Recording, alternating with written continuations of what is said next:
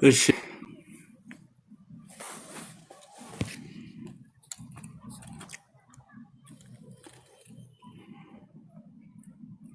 እንዴት ዋላችሁ? ዛሬ ስለ ኦሜጋ 3 ፋቲ አሲድ እንነጋገራለን።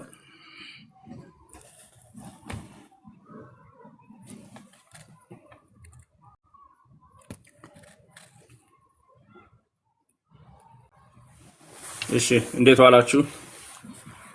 ዛሬ የምንወያይበት ርዕስ ስለ ኦሜጋ 3 ፋቲ አሲድስ ወይም ቅባቶች በተለምዶ የአሳ ዘይት ስለሚባሉት ነው የምናወራው።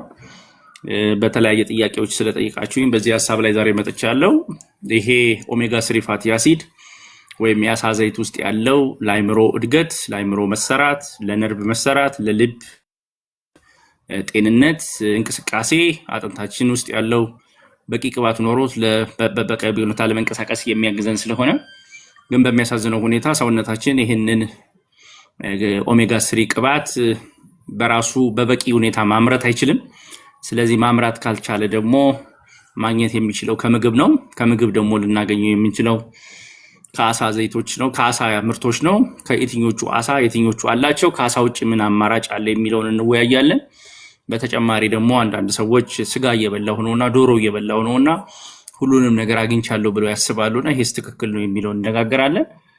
የአሳ ሰፕሊመንት የሚያስፈልጋቸው እነማን ናቸው የሚለውን እንነጋገራለን። ይሄ ቅባት ለጡት መመረት፣ ለልጆች አይምሮ መሰራት በጣም ጠቃሚ የሆነ ቅባት ስለሆነ 5 ሰዓት ላይ ሲሆን በዚህ ጉዳይ ላይ እንወያያለን።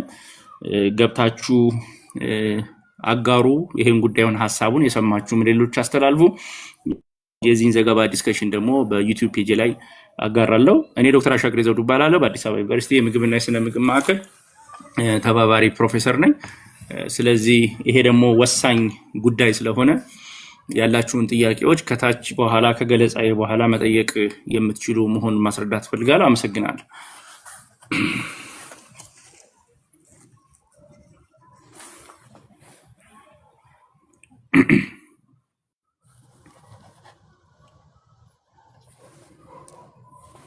የዛሬ የዶክተር አሻግሬ የቲክቶክ የቀጥታ ፕሮግራም የሚያጠነጥነው ኦሜጋ 3 ፋቲ አሲድ ላይ ብቻ መሆኑን ተረድታችሁ ጥያቄያችሁንም በዛው ልክ አድርጎ እሱም ብቻ ነው ማስተናግደው። ኦሜጋ 3 ፋቲ አሲዶች ሰውነታችን በበቂ መጠን ማምረት የማይችለው ወሳኝ ቅባት ነው የሚለው ርዕሱ።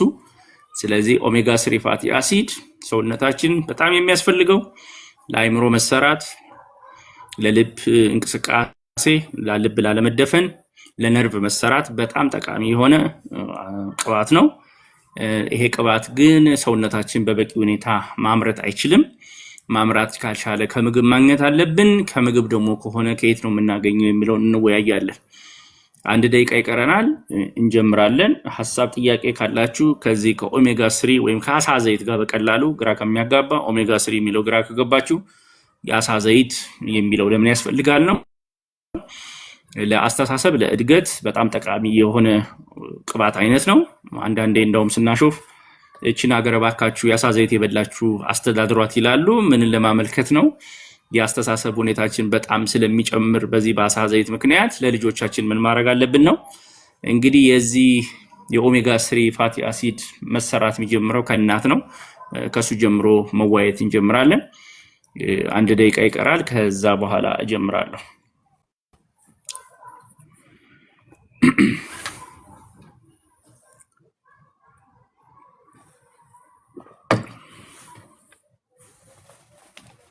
እመጣለሁ። ዩዘር ከስንት ወር ጀምሮ ነው የሚሰጠው? በምግብ ከ6 ወር ጀምሮ፣ ከእናት ጡት ወተት ደግሞ ከእናት ጡት ወተት ይገኛል። በተጨማሪነት ደግሞ ከእርግዝና ጀምሮ መጀመር ያለበት ነው። እሱን አስረዳለሁ።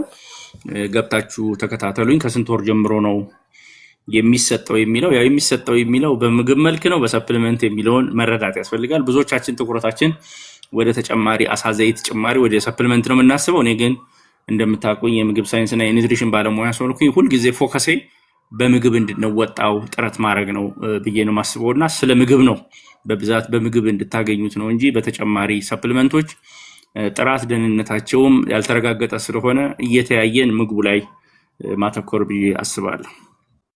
እሺ አመሰግናለሁ። 5 ሰዓት ሆኗል። እንኳን ደህና መጣችሁ። እኔ ዶክተር አሻግሬ ዘውዱ እባላለሁ። በአዲስ አበባ ዩኒቨርሲቲ የምግብና የስነ ምግብ ማዕከል ተባባሪ ፕሮፌሰር ነኝ። በዚህ በቲክቶክ ፔጅ እና በዩቲዩብ ፔጅ በተለያዩ ጉዳዮች እየተነጋገርን እንገኛለን። ከእናንተ በጣም ብዙ ጥያቄዎች ከደረሱኝ ጉዳዮች ውስጥ አንዱ የኦሜጋ የአሳ ዘይት ወይም ኦሜጋ 3 ፋቲ አሲድስ ጉዳይ ነው። ስለዚህ እሱን በሚመለከት ገለጻ እሰጣለሁ። መጀመሪያ የምንወያይባቸው አጀንዳዎች አሉ። መጀመሪያ ኦሜጋ 3 ቅባት ራሱ ምንድነው ብሎ ማስረዳት ያስፈልጋል። ወይም የአሳ ዘይት እንለዋለን በተለምዶ። እሱ ምንድነው? ለምን አስፈላጊ ሆነ? ይሄን ያህል ለምን እንጨነቃለን? ይሄንን የምግብ ንጥረ ነገር ለማግኘት አንዳንዶቻችን እንደዚህ ኖረናል፣ አልበላንም፣ ቤተሰቦቻችንም አያውቁትም፣ ዛሬ ከት መጥቶ ነው ይላል። ግን አሁን ያለነው በሳይንስ የመጡትን እድሎች በጠቅላላ መጠቀም ያስፈልጋል። ኦሜጋ 3 ዋና ዋናዎቹ ኤኤልኤ፣ ዲኤችኤ እና ኢፒኤ ይባላሉ። ሳይንሱ ነገሩን ለማንዛዛት ሳይሆን ኤኤልኤ የሚባለው በብዛት ከስጋ ከዶሮ የሚገኘው ወይም ከእጽዋት የሚገኘው ነው።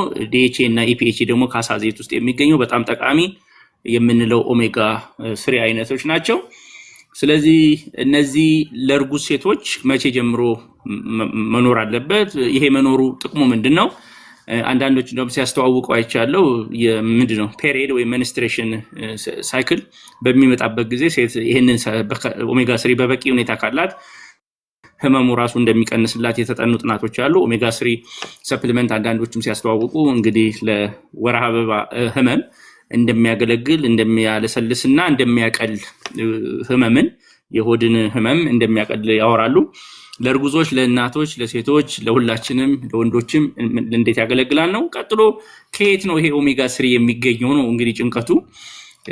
ጡት ወተት አለው፣ ፎርሙላ አለው፣ ሌሎች ምግቦች ግን በብዛት አይገኝበትም እና ከየት ነው የምናገኘው የሚለው መረዳት ያስፈልጋል። በሀገራችን እንግዲህ ብዙ ስጋ በልታ ነን፣ ግን ስጋ መብላት በቃ የአሳ ዘይት ውስጥ ያለውን ማግኘት እንችላለን ወይ የሚለውን አስረዳለሁ።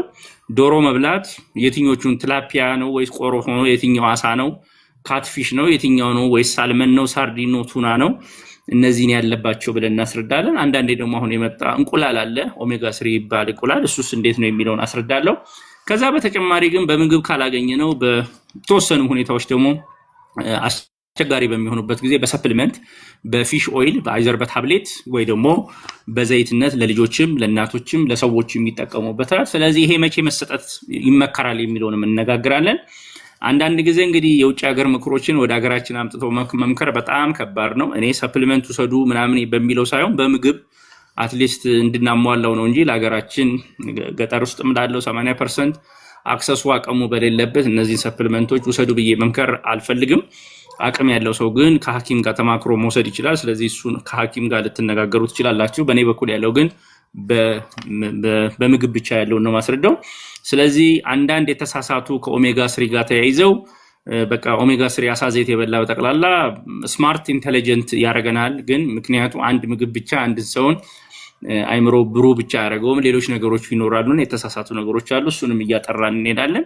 የመወያያ ርዕሳችን እነዚህ ናቸው። ከዚህ ርዕስ ጋር ብቻ በሚገናኝ ጉዳይ ላይ እንድንነጋገር ሐሳባችሁንም በዚህ ላይ ብቻ እንድትከታተሉ ብዬ መጠየቅ እፈልጋለሁ። የዛሬ አጀንዳችን ጥያቄ መልሶችን በኋላ የሚሆኑት በኦሜጋ 3 ብቻ መሆናቸውን እንድትረዱኝ ለማለት ነው። አመሰግናለሁ። ትንሽ ደቂቃ ተጨማሪ በዚህ አጀንዳ ላይ ቢካተት ብላችሁ የምትስሉትን 30 ሰከንድ ልጠብቃችሁና ከዛ ቀጥታ ወደ መጀመሪያው አጀንዳ ምንድነው ኦሜጋ 3 ፋቲ አሲድ። በተለያየ ቲክቶክ ላይቸውም ታብሌት እየያዙ ግዙን እያሉ ሲያስተዋውቁ አይታችኋልና ይሄ ኦሜጋ 3 ምንድነው? ለምንድነው ከምግባችን የማይገኘው? ለምን መጨመር አስፈለገ ለኛ ለልጆቻችን የሚለውን አስረዳለሁ። አመሰግናለሁ።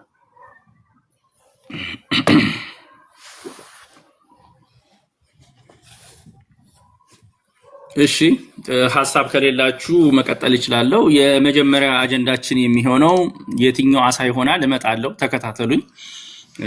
ምን አይነት አሳዎች ይሆናሉ? በጣም ትክክል ጥያቄ። ኢቶኮፊ ላቨር እመጣለሁ ብያለሁ። ትላፒያ፣ ናይል ፐርች፣ ቆሮሶ በበቂ ያላቸው ወይስ ሳልመን ሳርዲን ነው የሚያስፈልገን የሚለውን አስረዳለሁ። እነዚህ አሳዎች ካልተገኙ በምን መልኩ ነው ልናገር እንችላለን? ጥሩ ጥያቄ ሜሪ። ከ6 ወር ጀምሮ አሳ እናስጀምር። አዋስ ጀምሩ ከ6 ወር ጀምሮ እኛ ሀገር ስለሆነ ነው እንጂ የአፍሪካ ሀገሮች በጠቅላላ ወይም ኤሽያ ሀገሮች በጠቅላላ ከስጋ ይልቅ አሳ ነው ያላቸውና በአሳ ያስጀምራሉ። ስለዚህ ማስጀመሩ ተገቢ ነው። ስለዚህ የመጀመሪያውን አጀንዳ ሳነሳ ኦሜጋ 3 ቅባት ምንድን ነው መጀመሪያ መረዳት ያለባችሁ ካሉት 6 ንጥረ ነገሮች ውስጥ ፕሮቲን፣ ካርቦሃይድሬት፣ ቫይታሚን፣ ሚኒራል፣ ውሃና ቅባት እንላለን። ከዚህ ቅባት ውስጥ እንግዲህ ሊፒድ የምንለው ቅባት ነው። በዚህ ቅባት ውስጥ ደግሞ የተለያዩ አይነት ቅባቶች አሉ። ልብ የሚደፍን፣ ልብ የማይደፍን፣ ጮማ አለ፣ ዘይት አለ። ከዚህ በተጨማሪ ደግሞ ከእንደዚህ አይነት የእንስሳት ተዋጽኦች የምናገኛቸው ቅባቶች አሉ። በዚህ ቅባት ውስጥ ደግሞ ሳቹሬትድ እና አንሳቹሬትድ የምንለው አለ። ሳቹሬትድ የምንለው ጮማ ውስጥ ያለው ወይም ፓልም ኦይል ውስጥ ያለው ልብን የሚደፍነው ሲሆን ደግሞ አንሳቹሬትድ ደግሞ የምንላቸው ያረጉ ዘይት የሆኑ ከተለያዩ ከሶያቢን፣ ከለውዝ፣ ከአኩሪ አተር፣ ከኑግ፣ ከሰሊጥ ከምናምን የምናገኛቸው ናቸው። እነዚህ የዘይቶች አይነቶች ደግሞ በሁለት ይከፈላሉ። አንዱ ኦሜጋ 3 እና ኦሜጋ 6 ብለን እንጠራቸዋለን። ኦሜጋ 6ዎች በተለይ ሰንፍላወር ውስጥ ወይም የፕላንት ወይም የቅባት እህሎች ውስጥ በብዛት የሚገኘው ይሄ ኦሜጋ 6 ነው። ዛሬ ግን ማውራት የፈለኩት ስለ ኦሜጋ 3 ነው። ኦሜጋ የሚለው እንግዲህ የግሪክ ወርዱን ተጠቅመን ነው ኦሜጋ 3 የምንለው። ከደብል ቦንዱ ይርቅበት የነበረውን ርቀት 3 ርቀት ስላለው 3 ርቀት ላይ ከተገኘ ኦሜጋ 3 እንለዋለን። በ6 ርቀት ከደብል ቦንዱ ከተገኘ ኦሜጋ 6 እንለዋለን። ርቀቱ ደግሞ ከደብል ቦንዱ በ9 ርቀት ላይ ካለ ኦሜጋ 9 እንለዋለን። እና ስለዚህ እነዚህን ዘይቶች ነው የምናየው። ግን ዛሬ መከታተል የፈለኩት ወይም ማስረዳት የፈለኩት ስለ ኦሜጋ 3 ነው። ለዚህ ኦሜጋ 3 ደግሞ ምክንያት የሆነው የራሱ ጥቅማቸው ከፍተኛ ስለሆነ ነው። ኦሜጋ 6 አይጠቅሙም እያልኩ ነው፣ አይጠቅሙም እያልኩ አይደለም። ግን ዛሬ የምናወራው ስለ ኦሜጋ 3 ነው። ስለዚህ ይሄ ኦሜጋ 3 እንግዲህ በአይምሯችን በጣም ከሚሰራበት እንግዲህ እንደምታውቁ ጭንቅላታችን በአጥንት ተሸፍኖ እዚህ ውስጥ የተደበቀው ግን ከፍተኛ ከ60% በላይ የሚሆን አይምሯችን ቅባት ነው የሸፈነው። ይሄ ቅባት ደግሞ የሚሸፈነው በእነዚህ በኦሜጋ 3 ፋቲ አሲዶች ስለሆነ የሚነግራችሁ ነገር አለ ማለት ነው። አይምሯችን ከዚህ ቅባት ከተሰራ ያ ቅባት እነዚህን ከፈለገ ይሄንን መብላት ጠቃሚ ነውና አንዱ የሚያስፈልግበት ምክንያት ሰውነታችን በቂ ቅባት ያስፈልጋል። በተለይ ሴቶች ከሰውነታቸው ጋር ከሆርሞናቸው ጋር ተያይዞ ልጅም በኋላ ስለሚያመጡ በቂ የማቀፊያና የማሳደጊያ እነሱ ስለሆኑ ከሙቀት ጋርም ተያይዘው ቅባት በጣም ጠቃሚ ነውና ሴቶችም ሰውነታቸው ከመለስለስ ጋር እናት ከመሆናቸው ጋር ተያይዘው ወንድና ሴት እኩል ቅባት የለው። በቅባት መጠን ሴቶች ከወንዶች በጣም ይበልጣሉ። ይሄ ደግሞ ተፈጥሮ የሰጠቻችሁ እንድትለሰልሱ እንድታምሩ ያረጋችሁ እናትነት ስለሚመጣ በቂ ጃኬት ለልጅ በቂ ሙቀት ጃኬት እንድትሆኑለትና የምግብ አቅርቦት እንድትሆኑ ተፈጥሮ የሰጣችሁ እድል ስለሆነ እድለኛ ናችሁ እናት በመሆናችሁ። ወንዶች ይሄ እድል የለንም።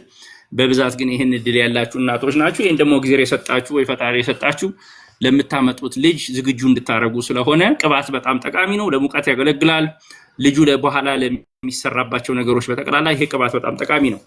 ስለዚህ የኦሜጋ 3 አይነቶችን ማስረዳት ፈልጋለሁ። በጣም ሳይንሳዊ ማድረግ አላፈልግም። ቀለል አድርጋችሁ ግን ኤኤልኤ፣ ዲኤችኤ እና ኢፒኤ የሚባላሉ።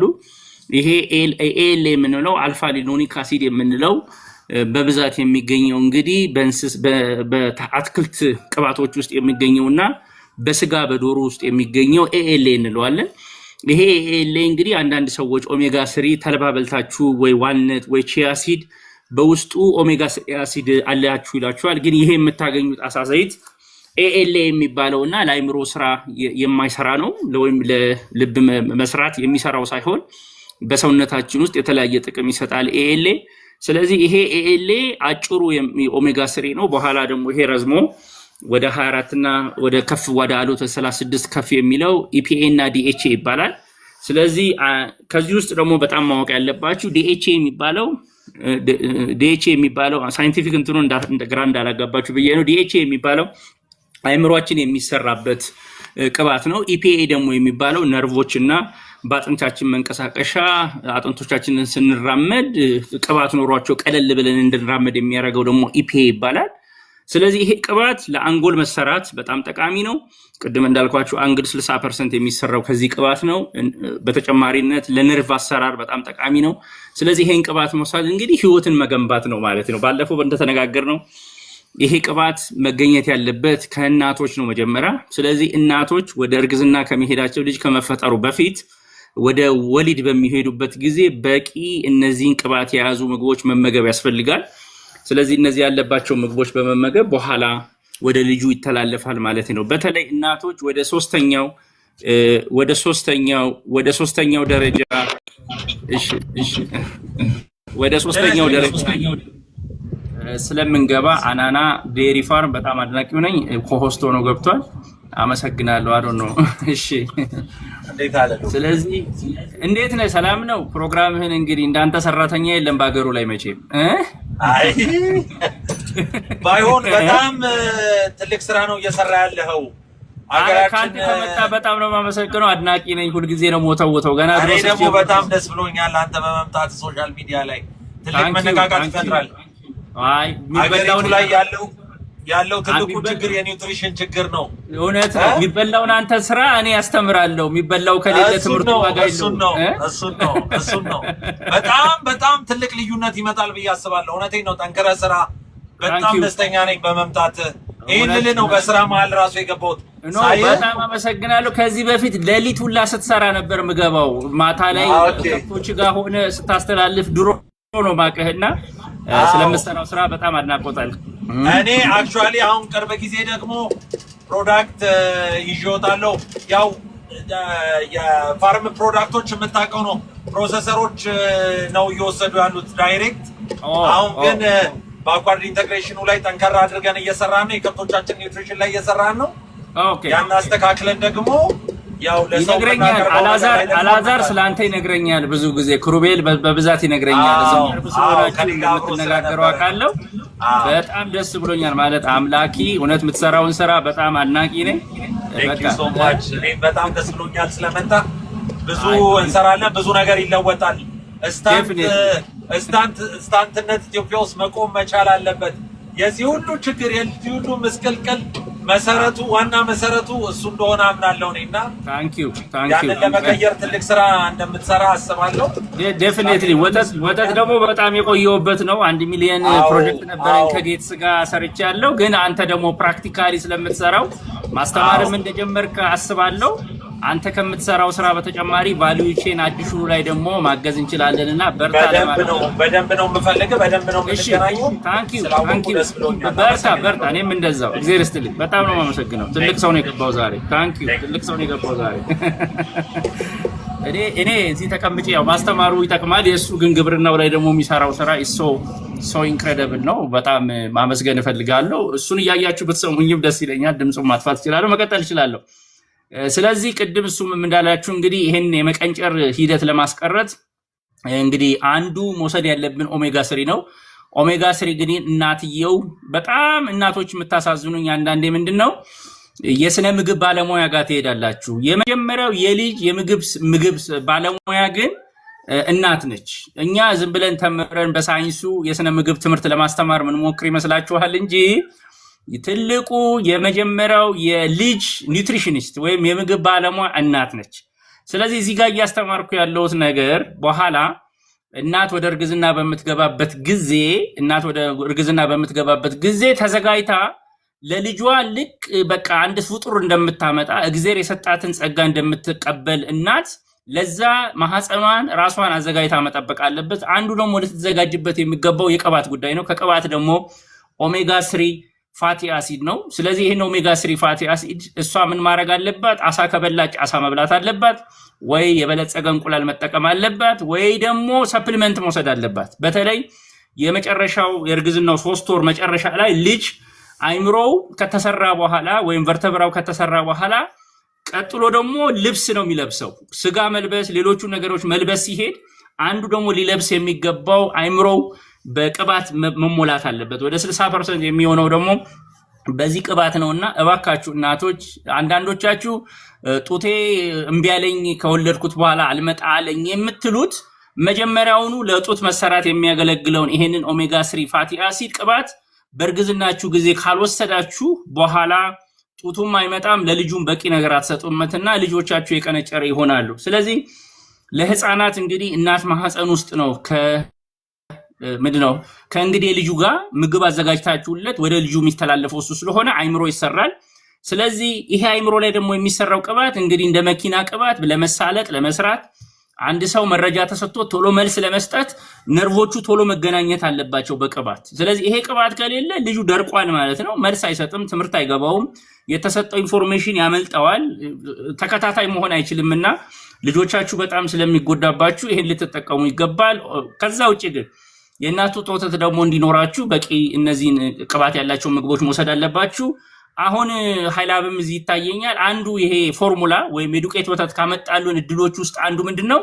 ልጆች ይሄንን ዲኤችኤ እና ኢፒኤችኤ ከፎርሙላ ማግኘት ይችላሉ። ፎርሙሌትድ ሆኖ ይመጣልና ከጡት በቂ እናትየው ካላገኘች ደግሞ ፎርሙላ መጠቀም አንዱ ለአይምሮ ብልጽግና መሰራት የሚያገለግል ነው ብዬ ማስረዳት ፈልጋለሁ።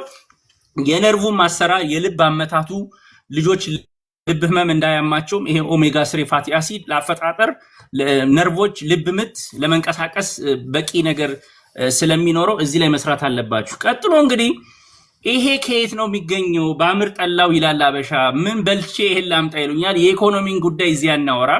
ስለዚህ አንዱ ሊገኝባቸው የሚችሉት የዚህ ሶርስ ወይም መገኛዎቹ በብዛት ከአትክልት እንደ ተልባ፣ ዋልነት፣ ቺያ ሲድ በልታችሁ በተወሰነ መልኩ ሰውነታችሁ ቀይሮ ወደ ኦሜጋ 3 ፋቲ አሲድ ዲኤችኤ እና ኢፒኤችኤ ሊቀየር ይችላል። ግን ይሄ አቀያየር በሰውነታችን ውስጥ በጣም ትንሽ ነው። እንደውም ሴቶች የተሻለ ነው ከወንዶች ይልቅ። ሴቶች የመቀየር ቻንሱ የጨመረ ነው። ተፈጥሮ ጊዜ ስለፈቀዳችሁ በቂ ኢንዛይም ስላላችሁ ከ5 እስከ 10% ተልባ በልታችሁ ወደ የሚፈለገው አይምሮ መስሪያ ያሳ ዘይት አይነት መሰራት ይችላል። ግን ይሄ በቂ አይደለም። ይሄ በቂ ደግሞ በማይሆንበት ጊዜ እንግዲህ ያሳ ዝርያዎች መብላት አለባችሁ። ግን መረዳት ያለባችሁ ሁሉም ያሳ ዝርያዎች እኩል የሆነ ኦሜጋ 3 የላቸው። ከአትክልት የሚገኘውን ሶያቢንም ብሉ፣ ዋልነትም ብሉ፣ አኩሪያተርም ብሉ የምታገኙት የአትክልት ነው። ይሄ ኤኤልኤ ነው ያለው፣ የአሳ ዘይት አይደለም። ስለዚህ ይሄንን አጥሩ። አንዳንዶች ሲያታልሏችሁ ተልባ ብላ፣ ቺያ ሲድ ብላ፣ ዋልነት ብላና ኦሜጋ 3 ፋቲ አሲድ እንደ አሳ ዘይት ታገኛላችሁ ይላል። ይሄ ሚስኮንሰፕሽን ነው፣ አታገኙትም። ሰውነታችሁን በጣም በትንሹ ነው የሚቀይረው። ስለዚህ በበቂ ሁኔታ አታገኙትም ማለት ነው። ስለዚህ ኦልሬዲ በሌሎች አካላቶች የተቀየረውን መውሰድ አለብን። ከማን ነው የምናገኘው ካልን አንዱ ከአሳ ነው። ስለዚህ አሳን ከምንወተውትበት አንዱ ምክንያት ውስጥ አሳ ከፍተኛ የሆነ ኦሜጋ 3 ዲኤችኤ እና ኢፒኤ አለው። ለአይምሮ መሰራት፣ ለነርቭ መሰራት በጣም እየተናገሩ ምን አይነት አሳ ታንኪዩ እሱ ላይ ነው የደረስኩት የናቲ። እንግዲህ በሀገራችን የሚገኘው የባህር በር ስለሌለን ይሄ ባህር ውስጥ የሚያድጉትን አሳዎች ሳልመን፣ ቱና፣ ማካሬል የተባሉትን እኛ አናገኝም። እነሱም ብናገኝ በውስጣቸው ያላቸው የኦሜጋ 3 መጠን ከ1000 እስከ 2000 ማይክሮግራም ፐር ግራም ነው።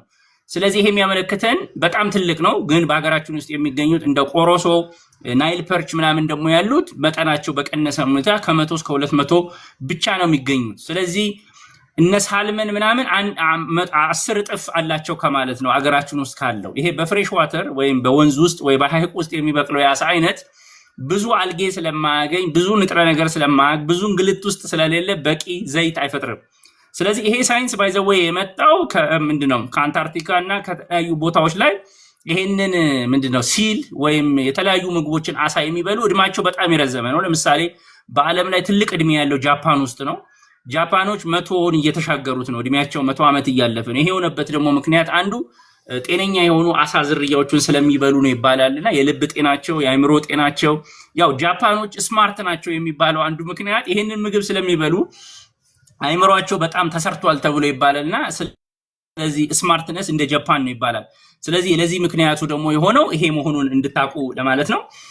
ለኛ ግን እንግዲህ አሳ መብላት ጠቃሚ ነው። በየቀኑ አሳን ከበላችሁ ታገኙታላችሁ። ግን እነ ሳልመን፣ ቱና፣ ሳርዲን ያሉትን ደግሞ አንድ ጊዜ በሳምንት ውስጥ አንዴ ሁለቴ ከበላችሁት በሰውነታችሁ ውስጥ ተጠራቅሞ ሰውነታችሁ ባስፈለገው ጊዜ ደግሞ እያወጣ ሊጠቀምበት ይችላል ማለት ነው። መረዳት ያለባችሁ ይሄ ዲኤችኤ እና ኢፒኤ ለአይምሮ ብቻ ሳይሆን ለነርቭ ኮንዳክሽን ለመገናኘት አንዳንዶቻችሁ ስራመድ እንቆሻቆሻለው ይቆራጣጥመኛል ምናምን የምትሉት በጠቅላላ የቅባት እጥረት መሆኑን ተረዱት ማለት ነው። ስለዚህ ሰውነታችሁ ውስጥ በቂ ቅባት ከሌለ እንቅስቃሴያችሁ ይሄ የእጃችሁ ጆይንት፣ ሌሎቹ የመንቀሳቀስ እግር በትክክል የመራመድ እድሉ ራሱ ያንሳል። በዛው ልክ ደግሞ ልብ ምታችሁም በዛው ልክ የሚዛባበት እነዚህን ቅባት ባለማግኘት መሆኑ ስለሆነ በሀገራችን ያሉት ቲላፒያ እና ናይል ፐርች ወይም ቆሮሶ ብለን የምንበላቸው አላቸው ኦሜጋ 3 ግን እንደ ሌሎቹ የባህር አሳዎች አይደለምና በቂ አይደለም ነው። ስለዚህ እነዛን አሳዎች በየቀኑ የሚያስፈልገን ኦሜጋ 3 ለመብላት በየቀኑ መብላት አለብን ማለት ነው። እነዚህን አሳዎች ግን በእኛ ባህል ደግሞ በአቅርቦቱም ስለሌለ እነ ሳልመን፣ ቱናን፣ ማከሬልን ከበላችሁ ግን አንድ ጊዜ በሳምንት አንዴ ወይ ሁለቴ ከ7 ቀን ውስጥ ከበላችሁት ለብዙ ቀን ስለሚያገለግላችሁ እነሱን መብላት አለባችሁና ከምትበሉት የስጋ 1000 2000 ብር ዶሮም 1000 2000 ብር ወይ 3000 ብር ከምግበቱት የተወሰነውን ደግሞ ወደ አሳ ልምድ ማዞር አለብን ብዬ ማስረዳት ፈልጋለሁ። ስለዚህ በዚህ በተጨማሪ እንግዲህ ስለ አሳ ዘይት ማውራት ያስፈልጋል እና በተጨማሪ ደግሞ ስለ ኦሜጋ 3 እንቁላል ኖርማል እንቁላል ከ10 እስከ 20 የሚሆን ኦሜጋ 3 አለው። ግን ይሄ በቂ አይደለም። አንድ ሰው የቀን ኦሜጋ 3ን ለማሟላት 10 ወይ 20 እንቁላል መብላት አለበት በቀን ውስጥ አይደለም። አንድ አሳ በልቶ የሚያገኘው 10 ወይ 20 እንቁላል ካልበላ አለው ግን አይገኝበትም። አሁን ደግሞ ሰሞኑን የተጀመረ በዓለምም የሚታወቅ ዶሮዎቹን ተልባ፣ አልጌ፣ ቺያ ሲድ በማብላት ከኛ በተሻለ መልኩ 10 እጥፍ ጨምረው እነዚህን ዘይቶች መስራት ስለሚችሉ በየገበያው ላይ እየተዋወቀ አሁንም ኢትዮጵያ ውስጥ መጥቶ ቲክቶክ ላይም ኮሜንት የሰጧቸው ሰዎች አሉ። ኦሜጋ 3 እንቁላል እናመርታለን የሚሉ አሉ። ግን መረዳት ያለባችሁ የኖርማል እንቁላል ከ10 እስከ 20 ነው። የኛ የአሳ አይነቶች ከ100 እስከ 200 አላቸው። ኦሜጋ 3 የበለጸገም እንቁላል ከ100 እስከ 200 ይኖረዋል። ግን እነ ሳልመን እነ ማካሬል እነ ቱና ደግሞ 1000 እስከ 2000 የሚል ስለዚህ ልዩነቱን ይሁት ማለት ነው። ሁሉም ሲያስተዋውቃችሁ ግን መጠኑን አይነግሯችሁም፣ በውስጡም ያ መጠኑን መኖሩን አይነግሯችሁምና ስለዚህ ከውጭ ሀገርም የሚመጣው ይሄ ንጥረ ነገር በውስጡ መኖሩን ማረጋገጥ ያስፈልጋል። ስለዚህ ለነዚህ ለእንቁላል አምራቾቹ የነገርኳቸው በትክክል ያ ተልባ ተጠቅማችሁ መቀየሩንና ስንት እንደሆነ ማን ይመረምርልናል ብያቸው ነበር። እነሱ ያሉት ውጭ ሀገር ልከን አስመርምረን ነው ያሉት። ቢኮዝ ኢትዮጵያ ውስጥ ይሄንን የሚመረምር የለም። ከውጭ የሚመጡት ሰፕሊመንቶችም በተጨማሪ ኦሜጋ 3 መኖሩን የሚረጋገጠው ከውጭ ሀገር በሚመጣው ሰርቲፊኬት ነው። ስለዚህ ይሄ ሰርቲፊኬት ጤነኛ ነው ወይ የሚለው ለምሳሌ መቅዲ ፕሪናታል የዩኤስኤው አሪፍ ነው ይላል። የዩኤስኤው በትክክል የዩኤስ ነው ወይ በውስጡ ኦሜጋ 3 በበቂ መጠን አለው? እኔ የሰራው ጥናት አለ። ለምሳሌ ከገበያ ላይ ተሰብስበው ኦሜጋ 3 ታይተው አንዳንዶቹ ፌክ ናቸው። ውስጣቸው ኦሜጋ 3 ይላል እንጂ ውስጣቸው የለም። አብያ አንደርስታንድ። ስለዚህ በብዛት ኖርዲክ ትለኛለች ዛሃበሻ ከኖርዌይ ምናምን እንደዚህ የባህር አሳ ካለባቸው አካባቢ በጣም ጥሩ ነው። ግን በዓለም ላይ በጣም መጠንቀቅ ያለባችሁ እነዚህ አሳዎች በበቂ ሁኔታ መያዛቸውን ማረጋገጥ ያስፈልጋል ማለት ነው። አናን ሰላም ነህ? አናና ይሰማል? ይሰማኛል። ቲክቶክ እያስጠነቀቀ ነው እየሰራ ላይ መስራት አደጋ እንዳያደርስብህ ይላል። አክቹዋሊ ዝም ብዬ ካሜራውን ላይ ገጠምኩት እንጂ እናንተን ድምጻችሁን ነው የምሰማው። አንደርስታንድ። አይ ማለት ዋርኒንግ ከታች የሚለው እዚህ ሳይት ከስር ይለኛል። እኔም ጋር ይላል። ሁሌ ነው የሚለኝ። ለአንተ ነው እንትን እንዳትለይ ያው ለምንገር ብዬ ነው። እሺ ስለዚህ በተጨማሪነት ደግሞ እነዚህ ምግቦች ካልተገኙ የአሳ ሰፕሊመንት አይደለም። አሁን እንግዲህ ቲክቶኩ በጠቅላላ ይሄን አሳ ዘይት ውሰዱ ነው፣ ሰፕሊመንት ውሰዱ ነው። እሺ እንኳን ዲስከቨር አረኩ ዶክተር፣ አመሰግናለሁ። ታንኪዩ በጣም እኔም አመሰግናለሁ። ስለዚህ ሰፕሊመንትን እኔ ለኢትዮጵያ ሕዝብ በጠቅላላ አልመክረውም። ቅድም አናንም የሚሰራው ወተት በተወሰነ መልኩ ኦሜጋ 3 አለው። ወተትም በራሱ ኦሜጋ 3 አለው።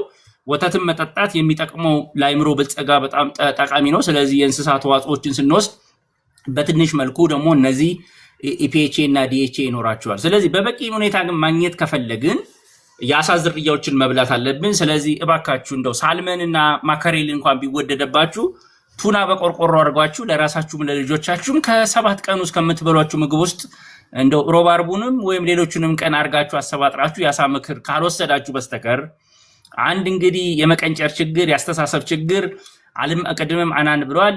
መግባባት ያቃተን አንዱ ምክንያት እንግዲህ አይምሮአችን በበቂ ሁኔታ ስላልተሰራ ኢንፎርሜሽንም ተሰጥቶን ትክክልና ትክክል ያልሆነውን አናቀውም። እኔ በሰዎች መፍረድ የለብንም። እኔ እዚህ የመጣሁት ያንን ፍርድ ትተን ሰውየው ሳይበላ ነው አይምሮ የቀነጨረው፣ ልጁ እናትየው አላበላችሁም ወይም አባትየው አልገዛለትም አልሰጠውም፣ በዛ ምክንያት ፉሊ ዴቨሎፕድ የሆነ አይምሮ የለም። ስለዚህ ፉሊ ዴቨሎፕድ አይምሮ ከሆነ በሰው ላይ ልንፈርድ አይገባም፣ ችግሩን በጋራ ልንቀርፈው ነው። ስለዚህ አሁን ቲክቶክ ላይ ጥሩ አድርገናል። ቅድም ብያቸዋለሁ። ቤተሰብ ወይ እናት ነች የመጀመሪያው የስነ ምግብ ባለሙያ። እኔ አሁን ኒውትሪሽኒስት እመስላለሁ እንጂ እናትየው ከምታረግለት በላይ መድረስ አልችልም። መንግስትም ሊደርስላችሁ አይችልም። እርግዝና ሲፈጠር መንግስት የለም፣ እስከ 2 ዓመት መንግስት የለም። ትምህርት ቤት ምገባ እንኳን ያለው ከ4 ዓመት በኋላ ነውና ትልቁ ለውጥ የሚችለው በ1000 ቀን ውስጥ መሆኑን ተናግሬያለሁ። ስለዚህ ቱና ለ6 ወር ላይ ትችላላችሁ። ቀኑን በሳምንት 1-2 ቀን ውስጥ አርጋችሁ መጠቀም ትችላላችሁ። አትፍሩት። ሜርኩሪ ያለ ይባላል፣ በድግግሞሽ የሚመጣ ነው። በቻላችሁት አቅም ተጠቀቁ። ስለዚህ እዚህ ጋር ምን መከራቸው ምክሮች ኢትዮጵያዊ ምክር ሊመስሉ ይገባል። ስለዚህ ማጠቃለያ ይሄ ዘይት በጣም ጠቃሚ ከሆነ ሰውነታችን በበቂ ሁኔታ የሚያመርት ከሆነ እኔ የኔን ተማሪዎች ምንድነው የኔን የምግብ ሳይንስ ተማሪዎች ሁሉም ኦሜጋ 3 ጠቃሚነቱን ያውቃሉ። ከዛ በ7 ቀን ውስጥ ስንት ቀን በላችሁ ብዬ ኮሽነርና ጥናት አድርጌ ነበር። ባጠናሁት ከ80% በላይ የሚሆነው ምግብ ሳይንስ የተማረው እኔም ጨምሮ ምግብ ሳይንስ የሚያውቀው አሳ አይበላም። ጠቃሚነቱን ያውቃል፣ ወይ ሰፕሊመንት አይጠቀምም፣ ወይ ኦሜጋ 3 ፋቲ አሲድ አይጠቀምም፣ ወይ አሳ አይበላም። ግን ስጋ ቤት ግን ተሰልፎ ታገኙታላችሁ። አቨንደስታን። ስለዚህ ይሄ ከአይምሮ በሰረት በስተጨማሪ ደግሞ ለልብ ጤና ለምሳሌ ጮማ ስትበሉ የተደፈነውን ለማላቀቅና ለማብላላት ኦሜጋ 3 በጣም ጠቃሚ ነው። ስለዚህ በየቀኑ ሃባውት ሰርዲን ሰርዲንም ጥሩ ነው። ሰርዲንም በጣም ጠቃሚ ነገር ነው። ሳርዲንም በጣም ጠቃሚ ነው። ስለዚህ እነዚህ ከውጭ የሚመጡ ስለሆነ እንግዲህ አንዱ ችግራችን ወይ የባህር በር ከኤርትራ ማስመለስ ያለብን አሳብን ለወደቡ ብቻ ሳይሆን የበለጸገ አይምሮም ለመሰራት አሰብ መመለስ አለበት ብዬ አስባለሁ። ቢኮዝ የአሳ ዘይት የምንድነው የባህር አሳዎች መብላት አለብን። ናይል ፐርች ጥሩ ነው መጠኑ ግን ቅድም እንዳልኳችሁ እንደ ሳልመን አይደርስም። ለልጆች ግን በቂ ነው። ስለዚህ በቀን ውስጥ ባይዘዌ በየቀኑ ናይል ፐርች ካበላችኋቸው ወይም ኦሜጋ 3 ካበላችኋቸው በቂ በቀን ውስጥ ማግኘት ያለባቸውን ኦሜጋ 3 ማግኘት ይችላሉ። አቤንደስታን በየቀኑ ቱናም ይቻላል። ቱናም ከፍተኛ የሆነ ኦሜጋ 3 ያለው። ስለዚህ በጣም መጠንቀቅ ያለባችሁ በጣም መረዳት ያለባችሁ ምንድነው ስጋ በልቻለሁ ዶሮ በልቻለሁና አይምሮ ይበልጽገዋል ብላችሁ እንዳታስቡ። ስለዚህ በቻላችሁ ታቅም ወይ ሰፕሊመንት ተጠቀሙ ካላችሁ ገንዘብ ላይ። የእናንተ ደግሞ የአይምሮ እድገት እንደው አሁን ባይጨምርላችሁ ለልጆቻችሁ አብሉ፣ ለልብ ጤናችሁ አትሊስት እግራችሁም እጃችሁም ከቁርጥማት እንዲንቀሳቀስ አሁንም ቅባት ያላቸው ነገሮች ውሰዱ። በተጨማሪ ሴቶች እዚህ ያላችሁ ወር አበባ በሚይዛችሁ ጊዜ ቅባት ይሄ ኦሜጋ 3 ቅባት ቢኖራችሁ የወር አበባ ህመማችሁ በጣም ይቀንሳል ይላል ሳይንሱ። እንደ ሕክምና አይደለም፣ እንደ መድኃኒት አይደለም። ኮካኮላ ከምትጠጡ ኦሜጋ 3 ሰፕሊመንት ብትወስዱ የወር አበባን ህመም ይቀንሳል ይላል ሳይንሱና እነዚህ ቅባቶች ለሰውነታችን በጣም አስፈላጊ ስለሆኑ በቻላችሁ ታቅም አሳ መታገኙ አሳ ብሉ። ከቻላችሁ ከፍ ያላችሁ የባህር አሳዎችንም መብላት ካለባችሁ ዛሬውኑ ልጆቻችሁን አስለምዱ። ባለፈው አንዷ መጣ ለልጆቼ የሳልመን ሳንዱች እሰጣለሁ ብላኛለች። እኔ ራሴ ቤት አልሰጥምና ይሄን ስንፍና በደንብ መከታተል ያስፈልገናል። ስለዚህ ያጠቃለልኩ ነው። ስለ ኦሜጋ 3 ግን የተሳሳቱ መረጃዎች አሉ። አንዱ የተሳሳተው መረጃ ምንድነው? ኦሜጋ 3 ውሰድና አይምሮ ይበለጽጋል። ይሄ ውሸት ነው። ኦሜጋ 3 ስለወሰዳችሁ ብቻ አይምሮአችሁ አይበለጽግም። አይምሮ የሚበለጽገው አዮዲን ያስፈልጋል፣ አይረን ያስፈልጋል፣ ዚንክ አለ። የተመጣጠነ ምግብ ነው። የተመጣጠነ ምግብ ሳትወስዱ ኦሜጋ 3 ቅባት ብቻ ስለወሰዳችሁ ልጄ ትልቅ ነው በቃ አይምሮ ይበለጽጋል ብላችሁ እንዳታስቡ። ስለዚህ በቻላችሁ ታቅም ይሄን ነገር ለማስተካከል ጥንቃቄ እንድታረጉ ለማለት ነው። ስለዚህ በነበረን አካሄድ ላይ ዛሬ ያወራነው ስለ ኦሜጋ 3 ጠቃሚነት ነው። ኦሜጋ 3 ያለውን እንቁላል ተጠቀሙ፣ አሳ ብሉ። ይሄንን ካልበላችሁ ግን ስጋ በመብላት ወይም ተልባ በመብላት ወይም ዋልነት በመብላት የምትቀርፉት ስላልሆነ ያላችሁን ሐሳብ ማቅረብ ትችላላችሁ። አናን ገብተህ ሐሳብ መጨመር ትችላል። ያንተ ወተት ኦሜጋ 3 ያለው የሚለውንም ብታስረዳልኝ አመሰግናለሁ። ቀጥል ዶክ። እኔ እንኳን ያው ህዝባችን ብዙ ጊዜ የሚጠቅመው ነገር ላይ ኢንቨስት ማድረግ ላይ በጣም ደካማ ነውና ስፔሻሊ ጤናውን ረጅም እድሜ ከመኖር አኳያ ልጆቹን ደግሞ ጥሩ ደረጃ ከማድረስ አኳያ ነገ ልጁ ትምህርት ቤት ሄዶ በጤናማ ሁኔታ ተምሮ እንዲመጣ የሚማረው ነገር እንዲገባው ልጆች ጠቃሚ የሆነ ነገር መብላት እንዳለባቸው ይታወቃልና እዛ ላይ ኢንቨስት ከማድረግ አኳያ በጣም ትውልዱ ደካማ ነውና ስፔሻሊ እንደኛ አይነት ኢንዱስትሪ አሁን ዴሪ ላይቭስቶክ እንዳጠቃላይ ላይቭስቶክ ኢንዱስትሪው ምንድነው መሆን አለበት? መነቃቃት መቻል አለበት። ማለትም ተጨማሪ ፕሮዳክቶችን ይዞ መግባት አለበት። ነገር ግን አበረታች አይደለም። አሁን እንደምናየው አሁን የኛ ራሱ የዴሪ ኢንዱስትሪ ወደ ኮመርሻል ሌቭል እንዲያድግ የሚያስችል ማርኬት ፖቴንሻል የለም። ላስት ይር የኬንያ የዴሪ ፕሮዳክትስ ዲማንድ በ7% አካባቢ ነው ያደገው፣ ዋጌንገን ዩኒቨርሲቲ ያጠናው ጥናት። እኛ ሀገር ግን ስቲል እድገቱ ከ3% የዘለለ አይደለም የዲማንዱ እና ያ ደግሞ ኦልሬዲ እየጨመረ ካለው ከህዝብ ቁጥር አኳያ ነው። እና ወተት ህፃናት ብቻ እንዲጠጡ የሚያስብ ብዙ ሰው አለ። ህፃናት አክቹዋሊ እንደሚባለው ከአንድ ዓመት በታች ያሉ ህፃናት የዴሪ ፕሮዳክት ሪኮመንድ አይደረግም። ግን ሰምሃው ከዛ በኋላ ከአንድ ዓመት በኋላ ግን በበቂ ሁኔታ ሰፕላይ ሊያደርጓቸው እንደሚችሉ ነው የሚታሰበው። ነገር ግን ከህፃናት ባለፈም አዋቂዎችም በደንብ የዴሪ ፕሮዳክት ቢጠቀሙ ጤናቸው ላይ ሊያመጣ የሚችለውን በተለይ እናቶች የላም ወተት ከአንድ ዓመት በታች ባይሰጥም ከአንድ ዓመት በታች የሆኑ እናቶች ግን በእርግዝና ወቅት እነሱም በእርጉዝ በሆኑ ጊዜ ላም ወተት ቢወስዱ ለልጁ ብዙ ንጥረ ነገር በጡት ወተት ውስጥ ማግኘት ይችላሉ። ገጠር ውስጥም አንዱ ድል እሱ ነው ብዬ ነው ማስበው እንጂ እናቶች ባያጠቡ ኖሮ በጣም ብዙ ችግር ውስጥ እንገባ ነበር ካለው ችግር አንጻር። ኦፍ ኮርስ በተጨማሪ ደግሞ እንደኛ በጣም ካልቸሩን በሚያከብር ሃይማኖቱን በሚያከብር ማህበረሰብ ውስጥ ትልቅ ግንዛቤ መስጠት ያስፈልጋል ብዬ የማስበው ህፃናት ልጆችን ማጾም፣ እድሜያቸው ያልደረሱ ህፃናት ልጆችን ማጾም እድገታቸው ላይ የሚያመጣውን ኢምፓክት በጣም ህብረተሰባችን አንደርስታንድ ሃይማኖቱ አይልም። ኦርቶዶክስም ሌላውም ሃይማኖት እስከ 7 ዓመት ህፃናትን ልጅ ማጾም አይቻልም። አንዳንዴ ግን ምግቡ ይነካካብኛል፣ ይለክፍብኛል እያሉ የሚከለክሉ ይሄ ሃይማኖታዊ አይደለም። ልጆቹ ማለት ነው የምታጠባ እናትና እርጉዝ እናትም እንድትጾም ቤተክርስቲያን ትከለክላለች። በሙስሊምም እንደዛው ነው። ስለዚህ የሰው ሚስኮንሰፕሽን ነው እንጂ ሃይማኖቱ በጣም ትክክል ነው። በትክክል እነዚህ ነገሮች ለእድገት እንደሚጠቅሙ ያስገነዝባል። እንዲህ አይነት ነገሮችን በትክክል ግንዛቤ ማስጨበጥ አስፈላጊ ነው ብዬ አስባለሁ። አሁን እኔ በግል እንዳየሁት አሁን ለምሳሌ ሰሜን አካባቢ ብትሄድ በጣም ከፍተኛ የሆነ የወተት ምርት አላቸው። በጣም ብዙ ላይቭ ስቶክ አለ።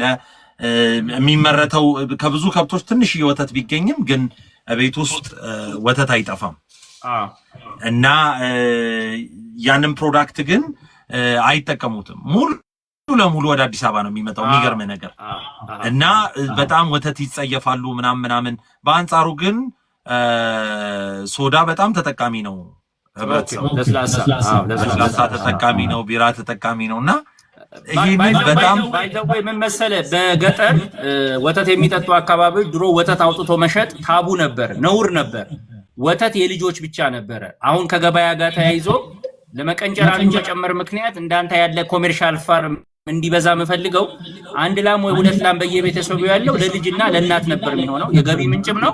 ልጆቹም ሳይቀነጭሩ እንዲያሳድጋቸው ይገባል። አሁን ግን አባቶች ገንዘቡን እየፈለጉት ወተቱንም እየነጠቁ አይቡንም እየነጠቁ ወደ ገበያ ለመጠጥ እየዋሉት ስለሆነ መቀንጨር ችግር እየፈጠረ ነው ብዬ የጻፍኩት አለና እነዚህ ወተት ተቀባዮችና አቀነባባሪዎችም ከራሳቸው ፋርም አሁን እንዳንተ ያለው አይነት አቀረባብሮ መስራት ነው እንጂ ያለበት ከየገጠሩ ያለውን ወስዶ በፖስታ ርቨስ የሚበላሸውን መውሰድ ይቻላል። በትርፍ ያለውን ግን ከልጆች አፍ ላይ መነጠቅ የለበትም ብዬ ነው ማስበው።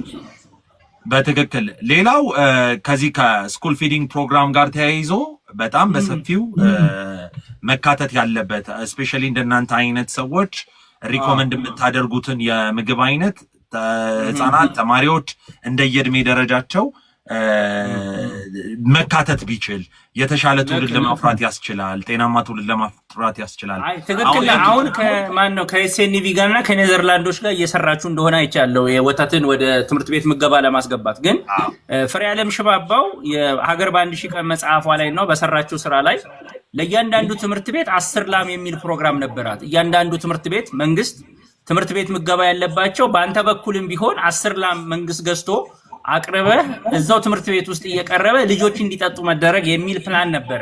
እኛ ሀገር እንግዲህ ያዝለቀቁ ስላለ ነው እንጂ አይደለም በትምህርት ቤት እኔ በየዩኒቨርሲቲው በየምኑ ለዛው ለማህበረሰቡ የሚሆን ላሞች ኖረው ወተት በየአካባቢው ቢገኝ ትልቅ ለውጥ ያመጣል ብዬ ነው ማስበውና አንተ ደግሞ በሱ ላይ ልምዱ ስላለ እንደ ፕሮጀክት ስኬል አፕ አድርገነው ብንነጋገርበት ደስ ይለኛል። ጎ አሄድ። አይ ሆፕ ትክክለኛ ሀሳብም ነው ብዬ አስባለሁ። ዞሮ ዞሮ ግን እንደ ሀገር የሚያስብ ትውልድ፣ ጤናማ ትውልድ፣ ምክንያታዊ ትውልድ ከመፍጠር አኳያ ጤናማ የሆነ የምግብ ስርዓት ውስጥ ማፍራት በጣም ጠቃሚና አስፈላጊ ነው ብዬ በጽኑ አምናለሁ። እኔ በጣም አመሰግናለሁ። በጣም እድለኛ ነኝ። ያው ብዙ ሰዎች ያገኛለሁ፣ እናቶች አናግራለሁ። ግን ይሄ ሂስቶሪክ ነው ስለማቅህና የምትሰራውንም ስለማይ በሳይንስ ደግሞ ሊስተካከሉ ሊታገዙ የሚችሉ ስራህን ለማስፋት ባለው ጥረትና እኛም በትምህርቱ እያገዝን እንድንሄድ ስለገባ በጣም አመሰግናለሁ። መልካም የስራ ቀን። በጣም ነው የማመሰግነው። በጣም ቴንክ ዩ ሶ ማች። እሺ በጣም ነው የማመሰግነው። መልካም። እሺ አሁን መግባት መጠየቅ ትችላላችሁ። አናን ዴሪ ፋርምን በአዋሳና በሻሸመኔ መሀል ያለ ፋርም ነው። በጣም ጎበዝ ልጅ ነው። ሰይፉ ፋንታውን ላይ ማይታችሁት ይሆናል። ብዙ ሀሳብ የሚናገር ነው። አሁን መጠየቅ ትችላላችሁ ጥያቄዎቻችሁን። ኃይለአብ ግባ። ኃይለአብ ቀጥል። አመሰግናለሁ ስለገባ። ቀጥል። ቴንክ ዩ ዶክተር። እንደምን እንዴት ነህ ኃይለአብ? ሰላም ነህ? ደህና። ቀጥል። ሁሉ ሰላም። አሁንም ማመስገን እፈልጋለሁ። በየቀኑ የምታነሳቸው ሀሳቦች በጣም ጠቃሚና እንደ ሀገር ደግሞ ለውጥ የሚያመጡ ናቸው ብዬ አምናለሁ። ብዙ ነገር ብለሃል። ያው ምንም የማደርገው ነገር እኔ ትንሽ ማለት የፈለግኩት ነገር ምንድነው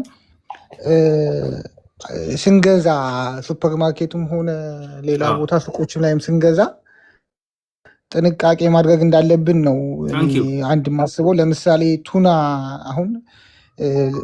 አሁን ካልካቸው እንትኖች ትንሽ አክሰሰብል የሆነው ቱና ነው ለብዙ ሰው ኢዚ ማግኘት የሚችል ግን ቱና ያው አንተም እንደምታውቀው ትንሽ አንዳንድ ሺዎች አሉ ስፔሻሊ ከቶክሲሲቲ ጋር በተያያዘ ማለት ነው። ይሄ ደግሞ የጥራት ተቆጣጣሪው አካል የጥራት ፈታሽው አካል በጣም ብዙ መስራት ያለበት ነው ብዬ አምናለሁ። ምክንያቱም ኢትዮጵያ ውስጥ አሁን የማይገባ የቱና አይነት የለም። እኔም ያው ከበፊት ኤክስፒሪንስ እንትን ያው ጥራትና ኢትዮጵያ ጥራት ኮንፎርሚቲ የምንለው ሰርቻለሁ እዛ ነው።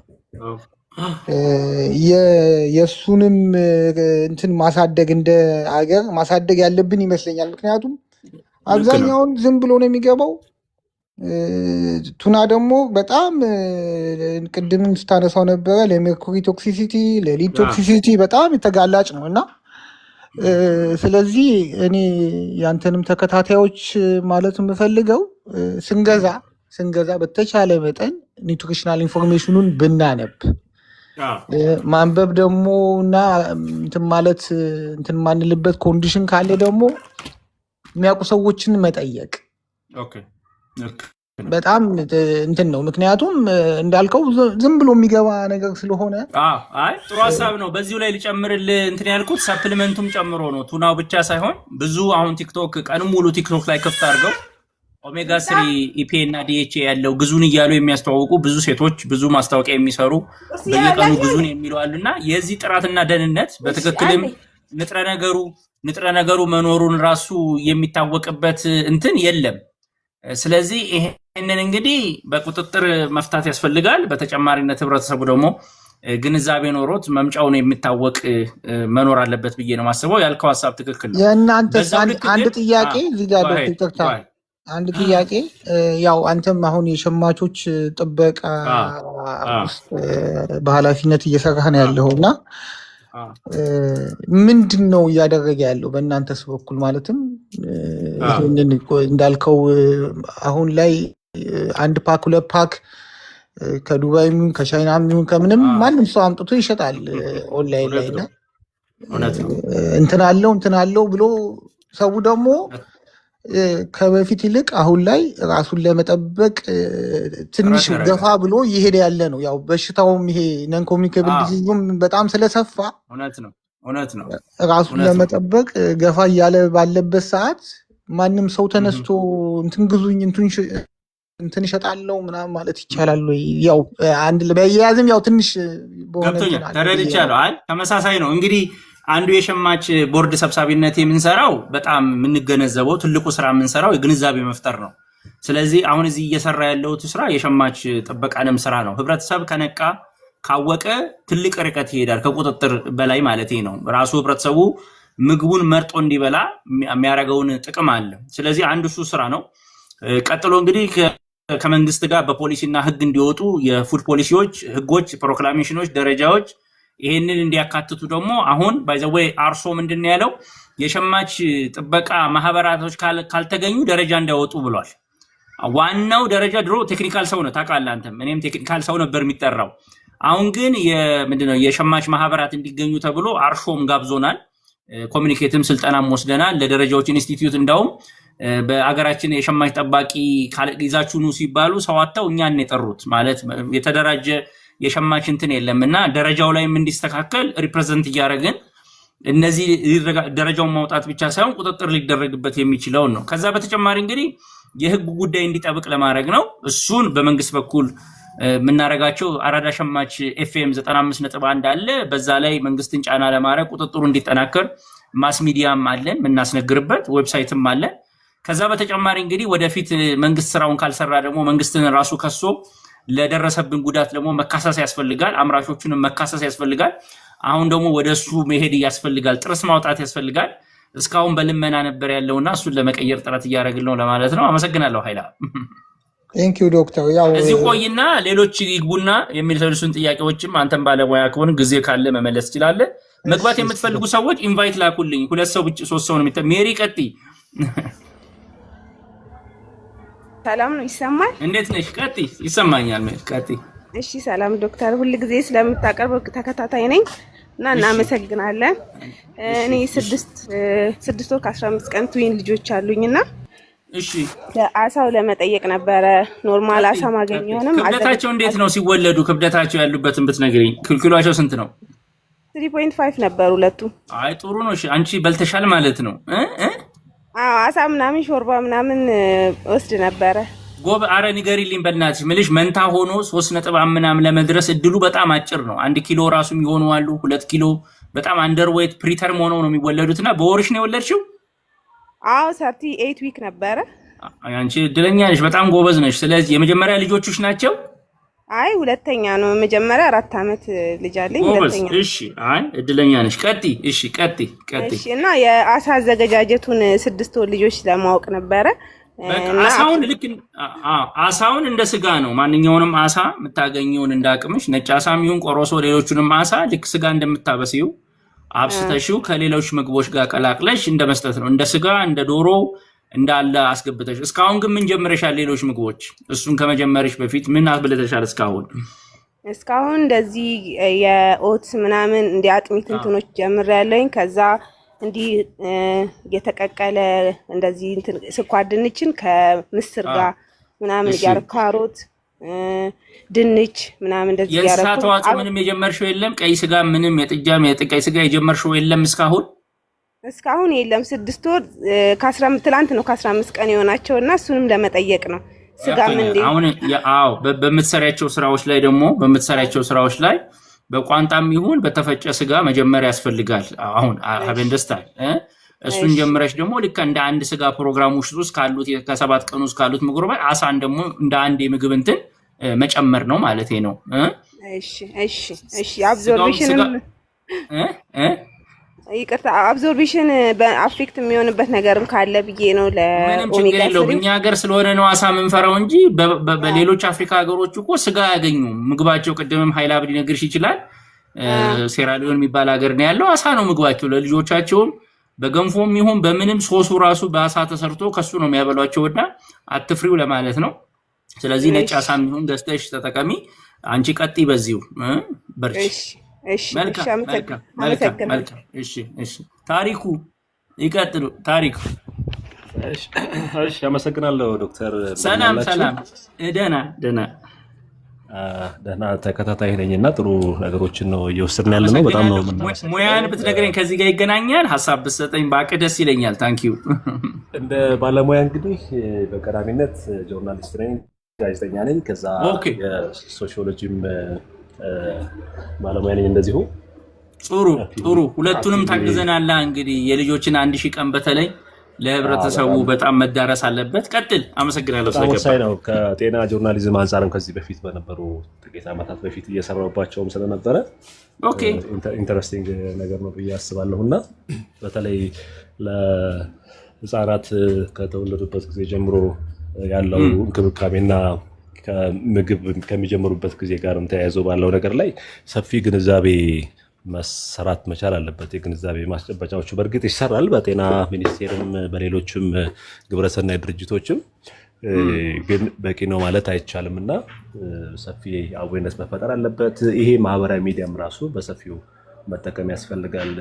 አንዳንዴ ወደኋላ ተመልሰን ነው እንጂ ታሪኩ ሜዲካል የሚል መጽሔትና ጋዜጣ እንደነበር አስታውሳለሁ። ቁጭ ብለን ስናነብ ስለ ጤና ጉዳያችን በጣም ተከታትለን ሜዲካል ብዬ በዛ ሰዓት ጋዜጦች በበዙበት ጊዜና እሱ ራሱ ለምንድን ነው የቀረው? አትሊስት የተለያዩ ባለሙያዎች አምድ ይዘን ኮንትሪቢዩት እያደረግን ሰው ይፈልጋል እና ባይዘወይ ደግሞ እነዚህ አይነት ቶፒኮች ኤቨርግሪን ናቸው። ዛሬ አንብበ የምትጥለው አይደለም።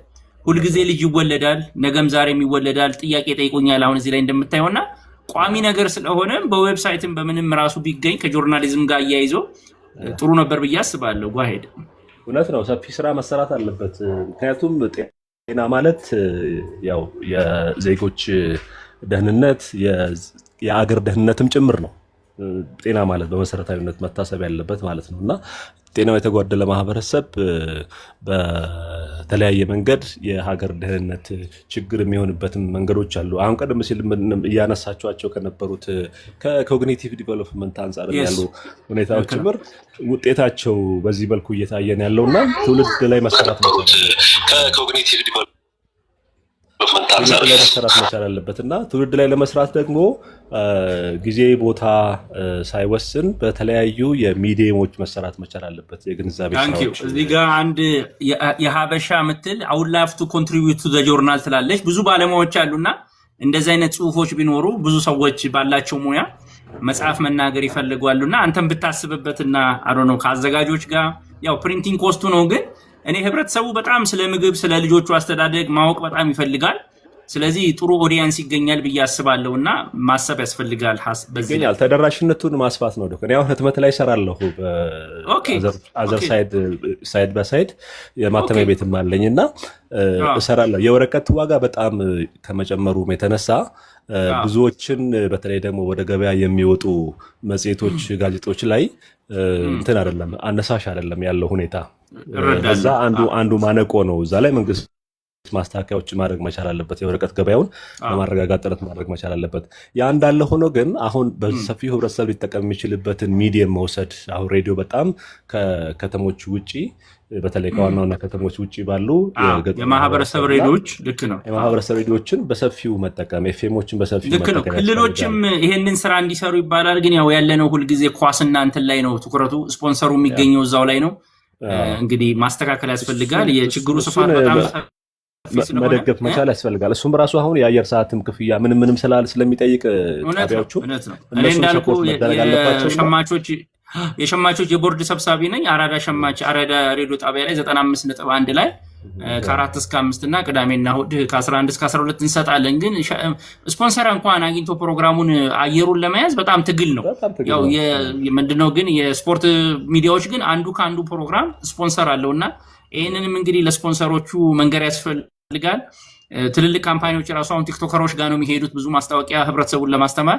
ይሄንን እንግዲህ ኮሌክቲቭሊ እያሳደግነው እንሄዳለን ብያለሁ። አሰበ ታሪኩ ኃላፊነት የሚሰማቸው ተቋማት በተለይ ደግሞ ትልልቅ ተቋማት ከምግብም አንጻር ከሌሎች ምርቶችም አንጻር የሚሰሩ ተቋማት በተለይ ፋብሪካዎች እና ጃይንት የሆኑ ኩባንያዎች እንደ ሶሻል ሪስፖንሲቢሊቲ መውሰድ መቻል አለባቸው። እንዲህ አይነት ነገሮችን መደገፍ ላይ እዚህ ላይ ደግሞ እንግዲህ ስለዚህ እየሰሙ ነው ብዬ አስባለሁ። ስለዚህ እናንተ ጋዜጠኞች ባለሙያዎች ደስ የምትሉኝ ምንድነው እኛ ሳይንቲፊክ ላይ ያለውን አርቲኩሌት ስታደርጉት በጣም ነው ደስ የሚለኝ። እኔ ያው በጊዜ ሄድ ነው እየታገልኩ ማስረዳቱና ሁለቱ ባለሙያውና የጋዜጠኛው ባለሙያ ጆይን አድርገን እንደዚህ አይነትን ሀሳቦች ልናበለጽጋቸው ይገባል። ሌላ ሀሳብ ካለ ንገረኝ። አመሰግናለሁ። ታሪክ አብረን ብንሰራም ደስ ይለኛል። ጆይን አደርግሃለሁና ማለት እንደዚህ ኢንኩቤት የሚደረጉ ነገሮችን አሁን ኤአይም ስላለ በወረቀት ላይ ያስቀምጥናቸው በፕሮፖዛል ሰርኩሌት አድርገን ለኮርፖሬቶች አስገብቶ ተደራሽነቱን ብሎ ማሰብ ይፈልጋል ብዬ አስባለሁ። ከተደራሽነት አንፃር ወደ ፕሮጀክት መቅረጽ ነው እንግዲህ እንደዚህ አይነት ጥሩ አጋጣሚ ነው። የሸማቾች ቦርድ ሰብሳቢ መሆንን ማወቄ ከሸማቾች አንፃር ብዙ መሰራት ያለባቸው ነገሮች አሉ ብዬ አስቤ ፕሮፖዝ ያደረኳቸው ነገሮች አሉ። በራሴ ያስኳቸው ነው አለኝ። ቦርድ ሰብሳቢ ነኝ። ማህበር አለን ኢትዮጵያ የሸማቾች መብት ጥበቃ ተቆርቋሪ ድርጅት የሚል ያው ያለው ትግል እንግዲህ ይሄንን ሜንስትሪም ለማድረግ ትግል እያደረግን ነው። አሁን እዚህ ላይ የምሰራው እሱንም ዱዋሊ ጨምሬ ነው። አመሰግናለሁ ታሪኩ። ታንኪዩ በጣም አመሰግናለሁ። አንድ መጨመር የፈለኩት ሀሳብ ምንድነው?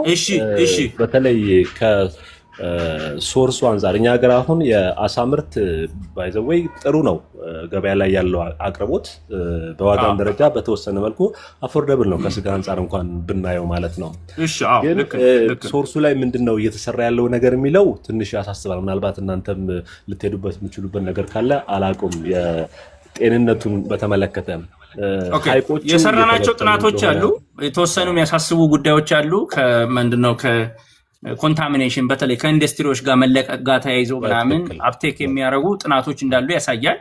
ግን ደጋግሜ የምመክረው ለሰው ምንድነው አንድ መርዝ በውስጡ ተገኘ ከተባለ ዛሬ አይደለም የሚጎዳ ድግግሞሽና ኤክስፖዠር ነው። ስለዚህ ምግብን በማፈራረቅ መፍታት ይቻላል ብዬ ነው ማስበው። ምግብ በማቆም በመፍራት የሚቆም ነገር የለም። ቱናውንም ጨምሮ ማለቴ ነው።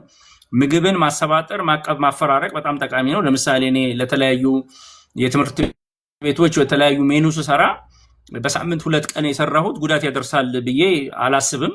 የራሱ ሰርኩሌሽን ስላለው ማለት ነው። ሶርሱንም ግን መጠንቀቅ መስራት ደግሞ በዛው ልክ ይፈልጋል ብዬ አስባለሁ። በትክክል ይሄን ለማለት ነው። ታንኪዩ በጣም እግዚአብሔር ይስጥልኝ። እሺ ዳሃበሻ ኸርባሊስት ብትገቢ ደስ ይለኛል። ጥሩ ሀሳብ አለሽ። አሁን ኢንቫይት ላይ ጠይቀሽን ብትገቢ ጥያቄ ካላችሁ አጀንዳችን እንግዲህ ስለ አሳ ዘይት ነው። ኢንቫይትድ ነው የሚለው እንጂ ኢንቫይት ላይ ኢንቫይት አድርጉኝ ፕሊስ። ማለት መግባት የምትፈልጉ ሰዎች መጠየቅ የምትፈልጉ ሰዎች ስለ በግላት ንገረን። በግላት ያው ሳቹሬትድ የሆነ ቅባት ነው።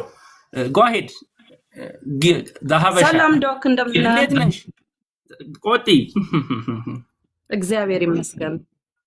ቀጢ ደስ ብሎኛል ስለገባሽ። ሀሳብ አለሽ ሙያሽን ብትነግሪ ካለው አጀንዳ ጋር ሀሳብ ብትጨምሪ ደስ ይለኛል። እሺ እኔ ሆሊስቲክ ኸርባሊስት ነኝ። ኦኬ ዩኤስ እና ዩኬ ነው ያጠናሁት እና ከኢትዮጵያ ኸርባል ሜዲሲን ጋርም ለማጣመር ፈልጌ ነው። ከኑትሪሽን ጋር ከዲፍረንት ሙያዎች ከተለያዩ ከረንትሊ ዚ ያለሽው ወይስ እዛ ነሽ? ከረንትሊ ዚ ነሽ? አዎ አዲስ አበባ ነኝ። አዎ ኦኬ ቀጥይ። እሺ አይ የሰማው ነው። በጣም ደስ ብሎኛል ስላገኘሁ። ኦኬ ታንኪዩ። ኮንትሪቢዩት አደርጋለሁ ስላልሽም ስለ ጆርናሎችም ስለተለያዩ ኦፊስ ከፍተሽ የምትሰሪው ስራ አለ አሁን ከረንትሊ ኸርባሊስቱንም የምትመክሪያቸው ነገሮች አሉ። ቲክቶክ ፔጅሽን አይቼ እንግዲህ ስለምትሰሪው ስራ መረዳት ያስፈልገኛል። ጓሄድ። እሺ አይ ፕሮፖዛል ጽፍ ያለው አሁን ኸርባል ላይክ ሜዲሲናል ፕላንትስ ላይ የሚሰራ አሁን እሱ ላይ ከእግዚአብሔር ጋር እንግዲህ እሱ ለመስራት ነው መሞክረው። አይ ጥሩ በቃ ኮሙኒኬት እናደርጋለን። ዛሬ ነው ያገኘሽኝ መሰለኝ። የመጀመሪያሽ ነው ዛሬ መሰለኝ። ኦኬ ሌሎቹንም ፔጆችን እና እኔ ብቻ አይደለም ያለሁት ባለሙያ ሀገሩ ላይ ብዙ ሰው አለ። ኮንትሪቢዩት አድርገን የህዝባችንን እንደው የምናሻሽልበት ነገር ካለ የምንራዳው ነገር ካለ ኸርባሊስትን መመክረው ምንድነው አንቲባዮቲክ ሬዚስታንስ በጣም እየጨመረ ስለመጣ ለሁሉ ነገር መድኃኒት እየወሰድን መዳን አቅቶናልና እንደዚህ አይነት ስራዎች ትሰራለሽ ከኢንፌክሽን ጋር ተያይዞ እንደው አልቲቬት ሊያደርጉ የሚችሉ ነገሮችን? ዴፊኒትሊ በጣም ብዙ አንታይቫይራል አንታይማይክሮቢያል ኤክሴትራ ነገሮች ማአት አሉን የሀገር ውስጥም ኢንተርናሽናሊ የሚታወቁም። ስለዚህ ጥሩ ሀሳብ ነው። ሞር ሰራ ቢኮዝ መልሽ እንደ ምግብ ደህንነት ባለሙያነቴ ለጥሬ ስጋ እንበላለን። ሁሉም ኢንፌክሽን ይዞታል፣ መድኃኒት ይበላል፣ እምቢ ብሏል። እኔ አንዳንዴ ኖራ ቫይረስ ወይም የምግብ ኮንታሚኔሽን አንዳንዴ ገጥሞኝ በምንድነው በፌጦ በምናምን የዳንኩበት ወቅት አለ መድኃኒት እምቢ ብሎኝና በዚሁ ከቀጠልን መድኃኒት የሆነ ጊዜ ቢያቆም ባካፕ ያስፈልጋልንና እንደ ቻይኒዝ እንደ ሌሎቹ በጣም አጠናክረን በህርባል ደግሞ ያው ሳይንቲፊክ ፕሩቭን በፕሮፌሽናል ይሄ ዝም ብሎ እየተነሳ ሰው የሚጎዳውን ሳይሆን ፕሮፌሽናሊ ኤፊካሲውን እና እንትኑን በትክክል የሚያቅሰው መርዳቱን በጣም ሳፖርት ማድረግ ነው ለማለት ነው። say that's very good እና preventative care ደግሞ በጣም ደካማ ስለሆነ allopathic medicine more ከሜዲካል ፊልድ ጋር መስራት መፈልገው ለዛ ነው። አሁን herbalism mostly preventative ነው። you know emergency care ምናምን of course allopathy ይመከራል ግን አብሮ በመስራት ማሳደግ እንዳልከው። ኦኬ በጣም ጥሩ ብዙ የሰሩ አሉ። ኬሚስትሪ ዲፓርትመንት እነ ፕሮፌሰር ኤርሚያስ ዳኛ ያሉ እነ ብዙ የሰሩ ሰዎችም አሉና ከሜዲካል ውጪ ያሉ በዚህ በኢትዮጵያ በድንገተኛም በተለያዩ አንቲቫይራል አንቲ ባክቴሪያል የሆኑ ብዙ የሰሩ ሰዎችም አሉ። ፕላንቶቹንም የሚያሳድጉ ሰዎች አሉ። ስፔሻሊ ፕሮፌሰር ኤርሚያስ ዳኛ ብለሽ ብትገቢ ኤሜሬትስ ናቸው እኛ ጋር የሳቸውን ፕሮፋይል ብታይ ጥሩ ነው ብያለሁ። አፍሪ ሄልባል ምናምን ብለው ኤክስትራክት የሚያደርጉ ዩኒቨርሲቲና በሾፓቸው ውስጥ ይሸጣሉ። በጣም ታዋቂ ሰው ናቸው። ላብም አላቸው። ኬሚስትሪ ዲፓርትመንት 4 ኪሎ ውስጥ ማለት ነው። እኔ ፉድ ሳይንስ እዛው ግቢ ውስጥ ነኝ። ኬሚስትሪ ናቸው እሳቸውና ኢቫሉዌት አድርጊ ኮሙኒኬት እናደርጋለን ኤኒ ታይም። ታንክ ዩ ስለገባችሁ። እሺ መልካም አመሰግናለሁ። ታንክ ዩ። እሺ ቀጥሉ ሌሎቻችሁ። በኦሜጋ 3 ያላችሁን አስገባኝ የሚል ነፃነት ኢንቫይት ጎ አሄድ። እሺ ቀጥሉ። ቀጥይ። እሺ ዶክተር እንዴት ዋልክ? ደህና ናኒስ ነው የሚለው? ናኒስ ነው የሚለው። እኔ ሁለት ጥያቄ ይዤ ነው የመጣሁት። እሺ የመጀመሪያው ጥያቄ እኔ አካባቢ ያለሁት ወደ ሰሜን አካባቢ ነኝና አምባዛ አሳ ብዙ አለ። ኦኬ ከፍተኛ ኦሜጋ 3 አለው። በባህል ግን እሺ ይባላል አምባዛ አይሉም። ያው እኔ እሱ ልጠይቅህ ነው እኮ አንድ ማንበጥ እኔ ባህር ዳርም ተመሬያለሁና አምባዛ ሰዎች እንደ ታቡ ያዩታል፣ ግን በሌላው ዓለም ቻይኖችም ይበሉታል። ከፍተኛ ኦሜጋ 3 ያለው ጠቃሚ ነው። እሱ ነው። ሁለተኛ ነገር ደግሞ አሳ ዘይት እንገዛለን ከ6 ወር በኋላ አሳ ዘይት ተብሎ የሚሸጡ አሉ። እነሱን ስንገዛ ኤክስፓየር ዴት ምናምን ነው አይተን የምንገዛው እኛ። ልክ ነው። ግን ኮንቴንቱን ማየት አለብን ወይ ልል ነው። ብዙ ብራንዶች አሉ ምናምን ኮንቴንቱንም ሊጽፉላችሁ ይችላሉ፣ ግን ብራንዱን እናንተን እንደዚህ ብዬ መመክሪሽ ስለሌለ ቅድም ኃይላብም እንዳለው ፋርማሲስቶቹ የሚያቀርቡላችሁ ንጥረ ነገሩ በትክክል መኖሩን ማረጋገጥ ያስፈልጋል። እሱ ከናንተ አቅም በላይ ነው። ስለዚህ በምግብ ለማግኘት መሞከር ነው። ቅድም እንዳልሽው አምባዛ አሳ ወይ ቱና ሳርዲን የሚገኝበት ካለ እየተያዩ እሱን መብላት የተሻለ እድል ይሰጣል። ሁሉም ሰፕሊመንት መጥፎ ነው እያልኩ አይደለም። ዘወነሊቲንግ እየፈራው ያለው ቁጥጥር ስለማይደረግበት በጣም ፌክ የሆኑ ውስጣቸው ዝም ብሎ ባዶ ነገር ዘይት ብቻ አድርገው ኖርማል ዘይት የኑግ ዘይት ጨምቀው ኦሜጋ 3 ነው ብለው ቢሸጡልሽ በምን ታውቂያለሽ ነው። ይሄ በዓለም ያለ ችግር ስለሆነ በቻላችሁ ታቅርም አቅራቢያዎቻችሁን ሰርቲፊኬት ኦፍ አናሊሲስ ጥራቱ መረጥ የተረጋገጠበት መሆኑን ያው ሀገራችን አይታችኋል። ፋርማሲ አንዱ የበዛበት ምክንያት ከ40% በላይ የሚሆነው ካውንተርፊት ነው። ካውንተርፊት ማለት የሚፈለገው ንጥረ ነገር ውስጡ የለም እና ይሄ መድኃኒትና ቁጥጥር ባለስልጣንም በራሱ የተናገረው ነው። ምንድነው ፓራሲታሞል ብሎ ፓራሲታሞሉ የሌለበት ዱቄት ብቻ የሆነበት መድኃኒቶች ይገኛሉ።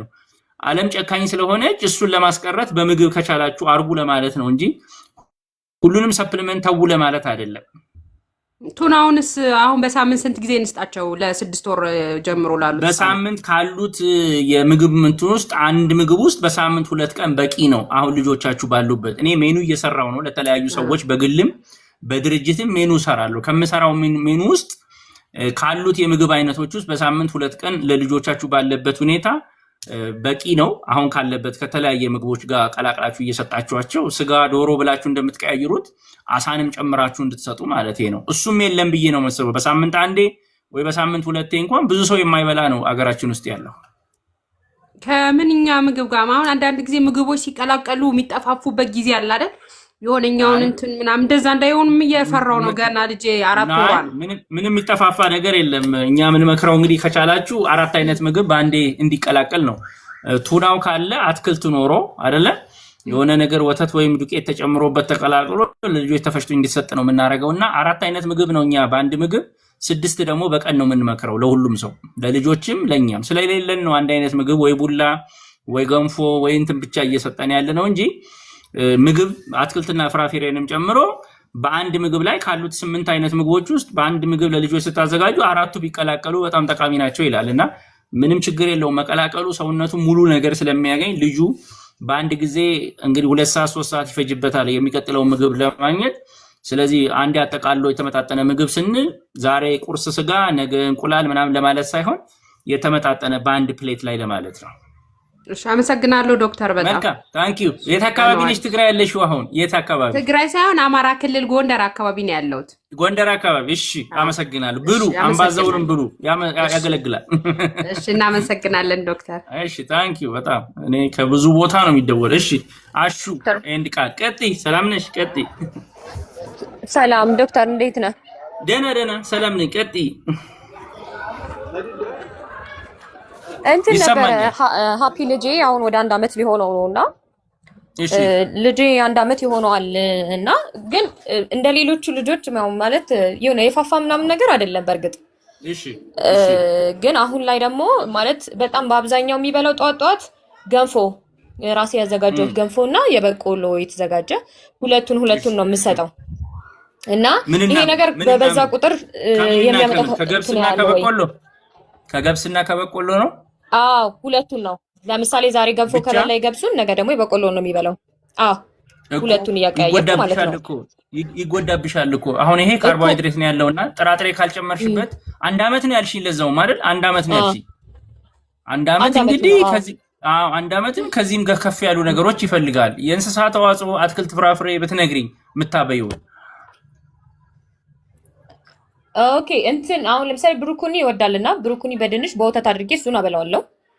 እሺ እንደገና ደግሞ እርጎ በአቮካዶ ወይም ደግሞ በሙዝ ስጋ ነገሮች ነገር ይበላል። ስጋ ነገር ብዙ አይወድም። በቃ ገና እሱን እንትን ስለው በቃ አይወድም። እሱን መብላት የማይፈልግም። እሺ ቃል በጣም ምነግርሽ ማለቴ ነው ከእንስሳ መገኘት ያለባቸው ብዙ ጠቃሚ ነገሮች አሉ። ለምሳሌ አንዱ የሚያፈዘው ወይ የሚያደክመው ቫይታሚን ቢ12 ከአትክልት ብትበዩ ብትዩ አታገኙ ከእንስሳ ተዋጽኦ ካልሆነ በስተቀር ከየትም አይመጣም። ቫይታሚን ቢ12 ደግሞ ለአይረን መሰራት ወይ ለብረት መሰራት በጣም የሚጠቅም ነው።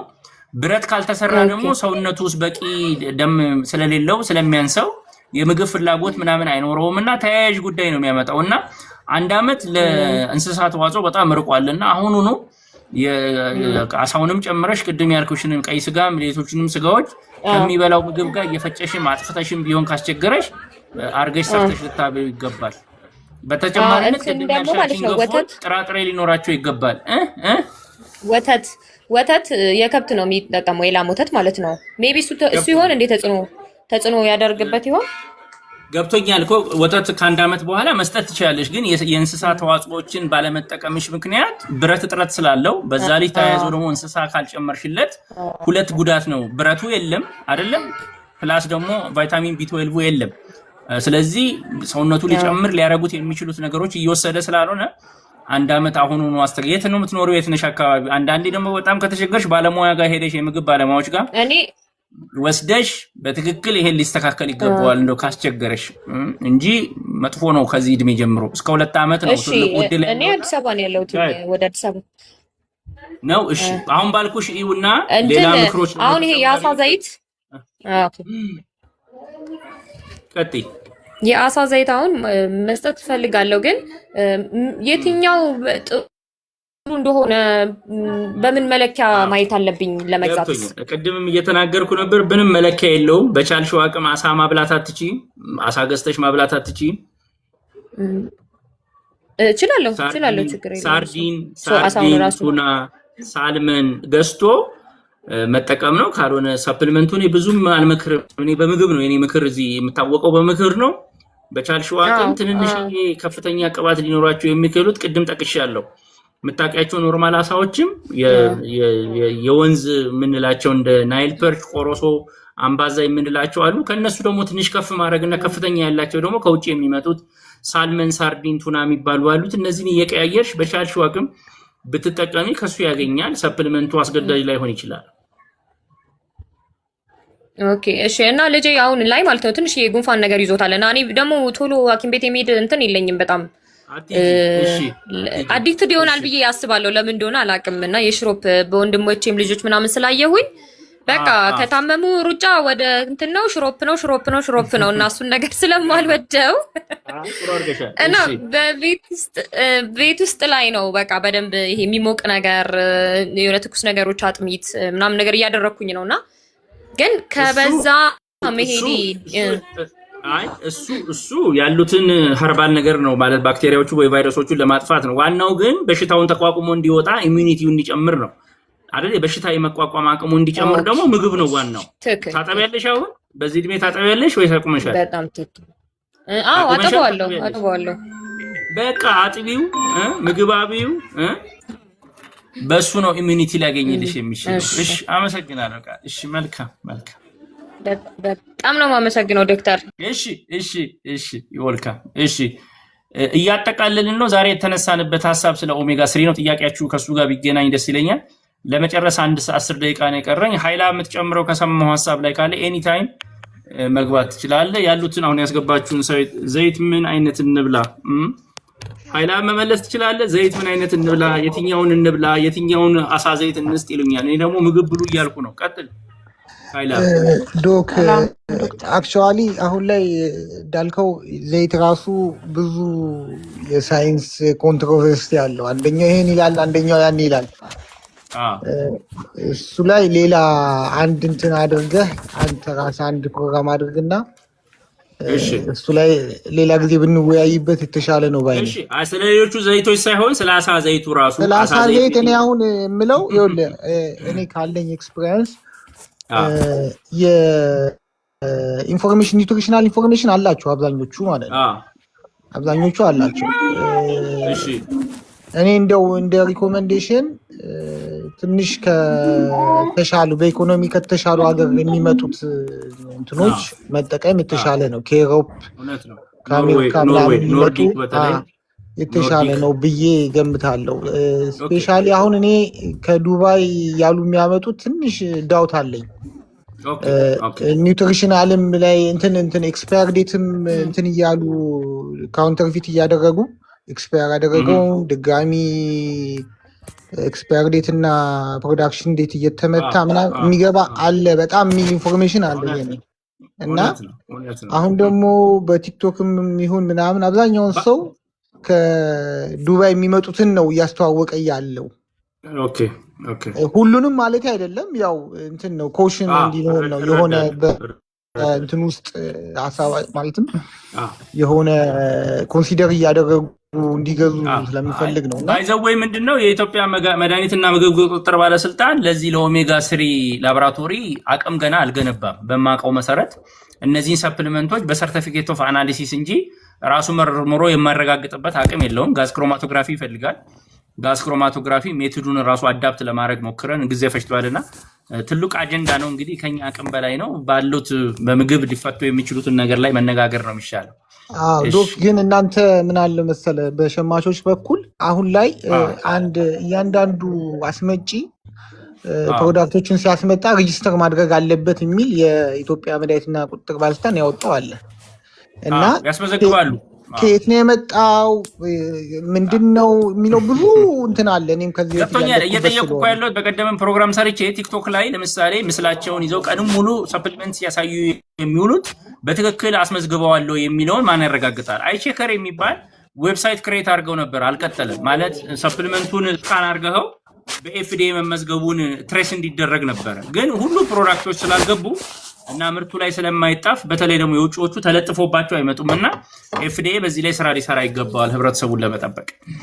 እና ስለዚህ አሁን አንተ ያሰጠው ሀሳብ ይሄ ምግቡ ላይ አተኩረው፣ ግን ኢንሚን ታይም ደግሞ ያንንም ቢሰጡ ችግር የለውም። ግን በሱ ብቻ ዲፔንድ እንዳይሆኑ ስለማናቀው ያለውን ስታትስ ስለማናቅ ለእኛ እየተያየን የምናገኘው ነገር ምግባችን ነው። ምግባችንን እየተያየን በመብላት ያን ስጋት እናስቀራለን ነው እንጂ ሰፕሊመንት አይጠቅምም እያልኩ ነው አይደለም።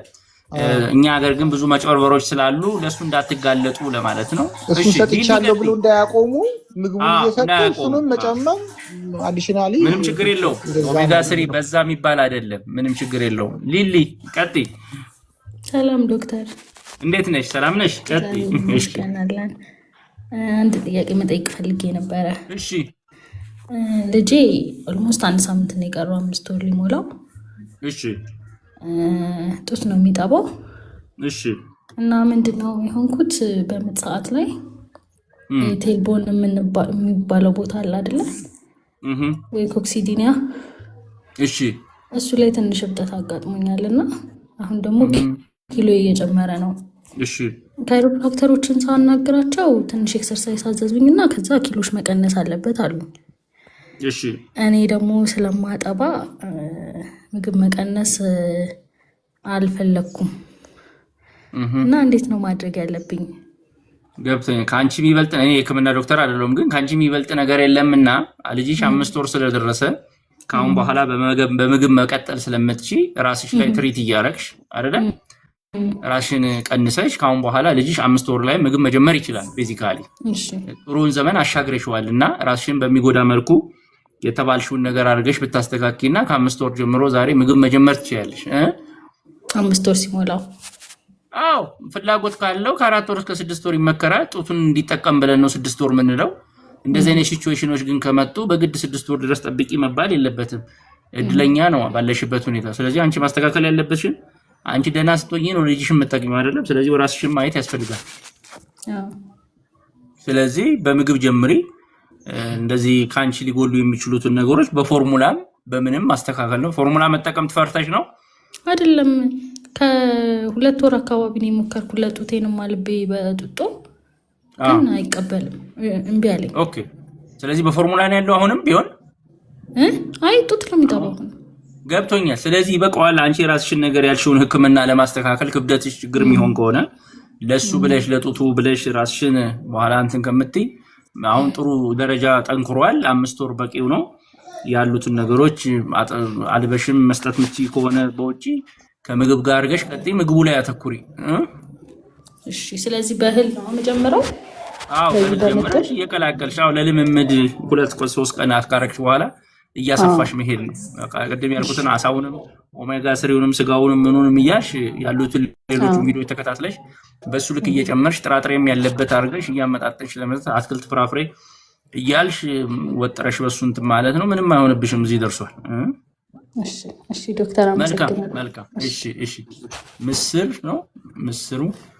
ቀጥይ። ሰላም ዶክተር፣ እንዴት ነሽ? ሰላም ነሽ? ደህና ነኝ። እግዚአብሔር ይመስገን።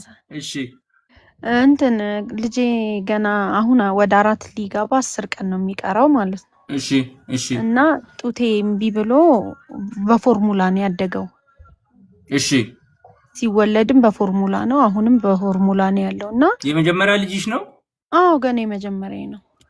ታግለሽዋል? እስከ መጨረሻው ሞክረሻል? ያው በመታገል ነው የሚመጣውና አዎ በማለሪያ ምናምን እያደረኩኝ ትንሽ 30 የሆነ ሰዓት ላይ እስከ 15 ቀን ምናምን ወስዷል እንገሩ ምናምን የሚባለውን። እሺ ከዛ በኋላ ግን እምቢ ምንም ነገር አልወጣም አለኝ ማለት ነው። ኦኬ እና ሲወለድም 4.5 ነው ልጁ ሲወልደውም። እሺ አሁን ለክትባት ሲሄድ ኪሎ ጨመረ እያሉ በጣም እያሸማቀቁኝ ነው። ምን ላድርግ? ማለት ፎርሙላ ነው የምትሰጪው አይደለም? አዎ ፎርሙላው መጠኑና ወቅቱን ጠብቀሽ ነው የምትሰጪው ወይስ ይበዛበታል? ኧረ በስነ ስርዓት ነው በምሰጠው በዛ በመሰረት። ኦኬ አይ ፎርሙላ የሚያፋፋቸው ልጆች ይኖራሉና መቼ ነው ምግብ መጀመሪያ ያሰብሽው? እኔ እንጃ ገና 4 ወሩ አሁን በ3 ነው። ፍላጎት ምንም አያሳይም? እንደሱ አላየሁበትም። ያው ስንበላም ብዙም እንትን አይልም። ተኝቶ ምናምን ነው የምትሞክሪው ብዬ ነው። ምንድነው የልጅ ምግብ በሚጀምርበት ጊዜ ፍላጎቱ ከተለያየ ቦታ ስለሚመጣ ኪሎ ስንት ነው አልሽኝ? አሁን ከ4.5 ከነበረበት አሁን ስንት ሆነ? እሺ ስለዚህ ፎርሙላውን ቀነስ አድርገሽ ምግብ መጀመር ትችያለሽ። አሁን እችላለሁ። አሁን ማስጀመር ከተቻለ እኮ አስጀምረሽ ከምግብ የሚገኘው ነገር መጠኑ ያው የተመጣጠነ ምግብ መስጠት ግዴታሽ ነው። ምን ፎርሙላ ነው የምትሰጪው? ቤቢ ላክ ነው። ኦኬ አንዳንዶች እንግዲህ ከስኳሩ ጋር ከተያይዞ ሊያወፍራቸው የሚችላቸው ልጆች አሉና ማስተካከል ይጠበቅብሻል። ያለውበትን ክብደት በዚሁ እንዳይቀጥል ምን አልሽኝ? ስለዚህ ምግብ ቀጥል አይደል? ምናልባት ወተት ሲሰጡ አንዳንዱ ሰዎች ስኳር ይጨምራሉ እና እሱን ስኳር ትጨምራለች የሚለውን ለመጠየቅ ነው። ኦኬ ትጨምሪያለሽ? አይመስለኝም። አይመስለኝም። ስኳሩ ሙሉ ያልኩት የራሱ የምትሰጠው ቤቢ ላኩን ነው በጥብጬ የምሰጠው እንጂ አላረኩም። ገብቶኛል እኮ የቤቢ ላኩ ስኳሩ ለልጁ ያው ለማወፈር ካርቦሃይድሬት ወደ ክብደት ስለሚቀየር እሱ ከሆነ እኔ ምግብ ብታስጀምሪና በተለያዩ ነገሮች በማሰባጠር ሰውነቱ ያንን ለመልመድ በሚያደርገው ጥረቱ ሰውነቱ የመስተካከል እድል ይኖረዋል። ከዛ ውጪ ምንም አይነት የህክምና ሌላ ችግር የለበትም። ኧረ እዛው ገና ከሐኪም ቤት ሳልወጣም ያው ቢግ ቤቢዎች ሲወለዱ እንትን ይሉ የለ ስኳርም ሁሉ ነገር ቼክ አድርገው እግዚአብሔር ይመስገን ደህና ነው። በተፈጥሮስ አንቺ ወፍራም ነሽ? ባለቤትሽ ወይ አባቱ ወፍራም ነው ወይ? በዘር ያለ ጉዳይ አለ? ውፍረትም አለብን። በቃ እሺ። አይ አሁን እኮ እያወራን ያለነው እሱን ሳትነግሪኝ ነው። ባይዘው ወይ ስለዚህ ክብደት ስናወራ በእንደዚህ አይነት ጉዳይ እንትናት የቤተሰብ የዘር ጉዳይ ከሆነ አጥንቱም የሚሰራበትም በዘር ልክ ነው። ስለዚህ አንቺን ልጅ ከሌሎች ልጆች ጋር ማነጻጸር አያስፈልግም። ባልሽው ለማስተካከል ሞክሪው። ትልቅ የሆኑ በዘር ያለ ጉዳይ ከሆነ መጨነቂያ ያታርጊው ማለት ነው። ሰው እንዲያለኝም ብለሽ እንትናት በይ። አይ ለክትባት ሲሄድ በጣም ነው በቃ ያራበሰችኝ ሴትዮዋ እና ጨነቀኝ። እንደነገርኩሽ እኮ ነው አንዳንዴ ምን መክረውን ስለማናቅ ነውና በዘር ያለውን ነገር ማጥናት ያስፈልጋል። ካለ ኪሎ ከተለያዩ ነገሮች ጋር ስለሚያያዝ ክብደት ብቻ ነው ብለን ባይዘው ባለፈው ምንድነው እንግዲህ ኪሎን እቀንሳለሁ ብሎ በቀደም ማን ነው ሰማኸኝ ብለው አደጋ ደርሶበታል። ትናንት የሰማሁት አለ ቬሮኒካ አዳነ ሰዎች ወፈርሽ ብለውኝ እንደዚህ ተጋልጬ ልሞት ነበር ብላለች። ለሰው ብላችሁ የሆነ ነገር አታርጉ። ልጆቻችሁንም ከሚያስፈልገው ንጥረ ነገር አትከልክሏቸው። መብላት ያለባቸውን ብሉ። ፎርሙላ የሚበላ ልጅ መገምገምም አያስፈልግም። ምንም በቃ ሰውነቱ የሚፈልገውን ነው እየሰጠ ያለው። የተለየ ያረክሽ ነገር የለም። ሰዓቱንና መጠኑን እየጠበቅሽ ነው የሰጠሽውና በዛ ጭንቀት ውስጥ ልጆችን እንዳትጎጂ ማግኘት ያለበትን እያገኘ መቀጠል አለበት። የምግብ ፍላጎቱን ይሁንና በዚሁ ቀጥለሽ አሁን ይሄን ጭንቀትሽን ቀንሰሽ 5 ወርም 6 ወርም በዚሁ ቀጥለሽ የፈለግሽው ሰዓት ፍላጎት ያለበት ጊዜ ምግብ ጀምሪ። ከምን አይነት ምግብ ልጀምር? እንግዲህ ሌሎች ቪዲዮዎችም አሉ። አጃ ምናምን ተብሎ ጤፍ ጋር ምጥን በማድረግ 1-2 በመሞከር ከዛ ጥራጥሬዎች በመጨመር ከዛ አትክልት ፍራፍሬ ከዛ ደግሞ ስጋ እያለን እንቀጥላለን። ሙሉ ሌሎችም ቪዲዮዎች አሉ። እሱን ተከትለሽ ለማየት ሌሎችንም ሰዎች ያማከሩትን እያየሽ ጨምሪ። እሺ እኮ በ4 ወር ቢጀመርም ችግር የለውም ፍላጎት ካለው ማለት ነው። ፍላጎት ካለው አዎ ችግር የለው። ፍላጎት ካለው ምጥን ይሉሻል። ሌሎች እናቶች በምጥን ጀምሪ እያሉሽ ነው። እሺ ዶክተር አመሰግናለሁ። እሺ እግዚአብሔር ይስጥልኝ። እሺ እየጨረስኩ ነው። አንድ ሰው ብቻ ይቀረኛል። ሳልስማና እንጨርሳለን። ኃይላ እሺ ጋል አልጋማ ነው የሚለው ጎሄድ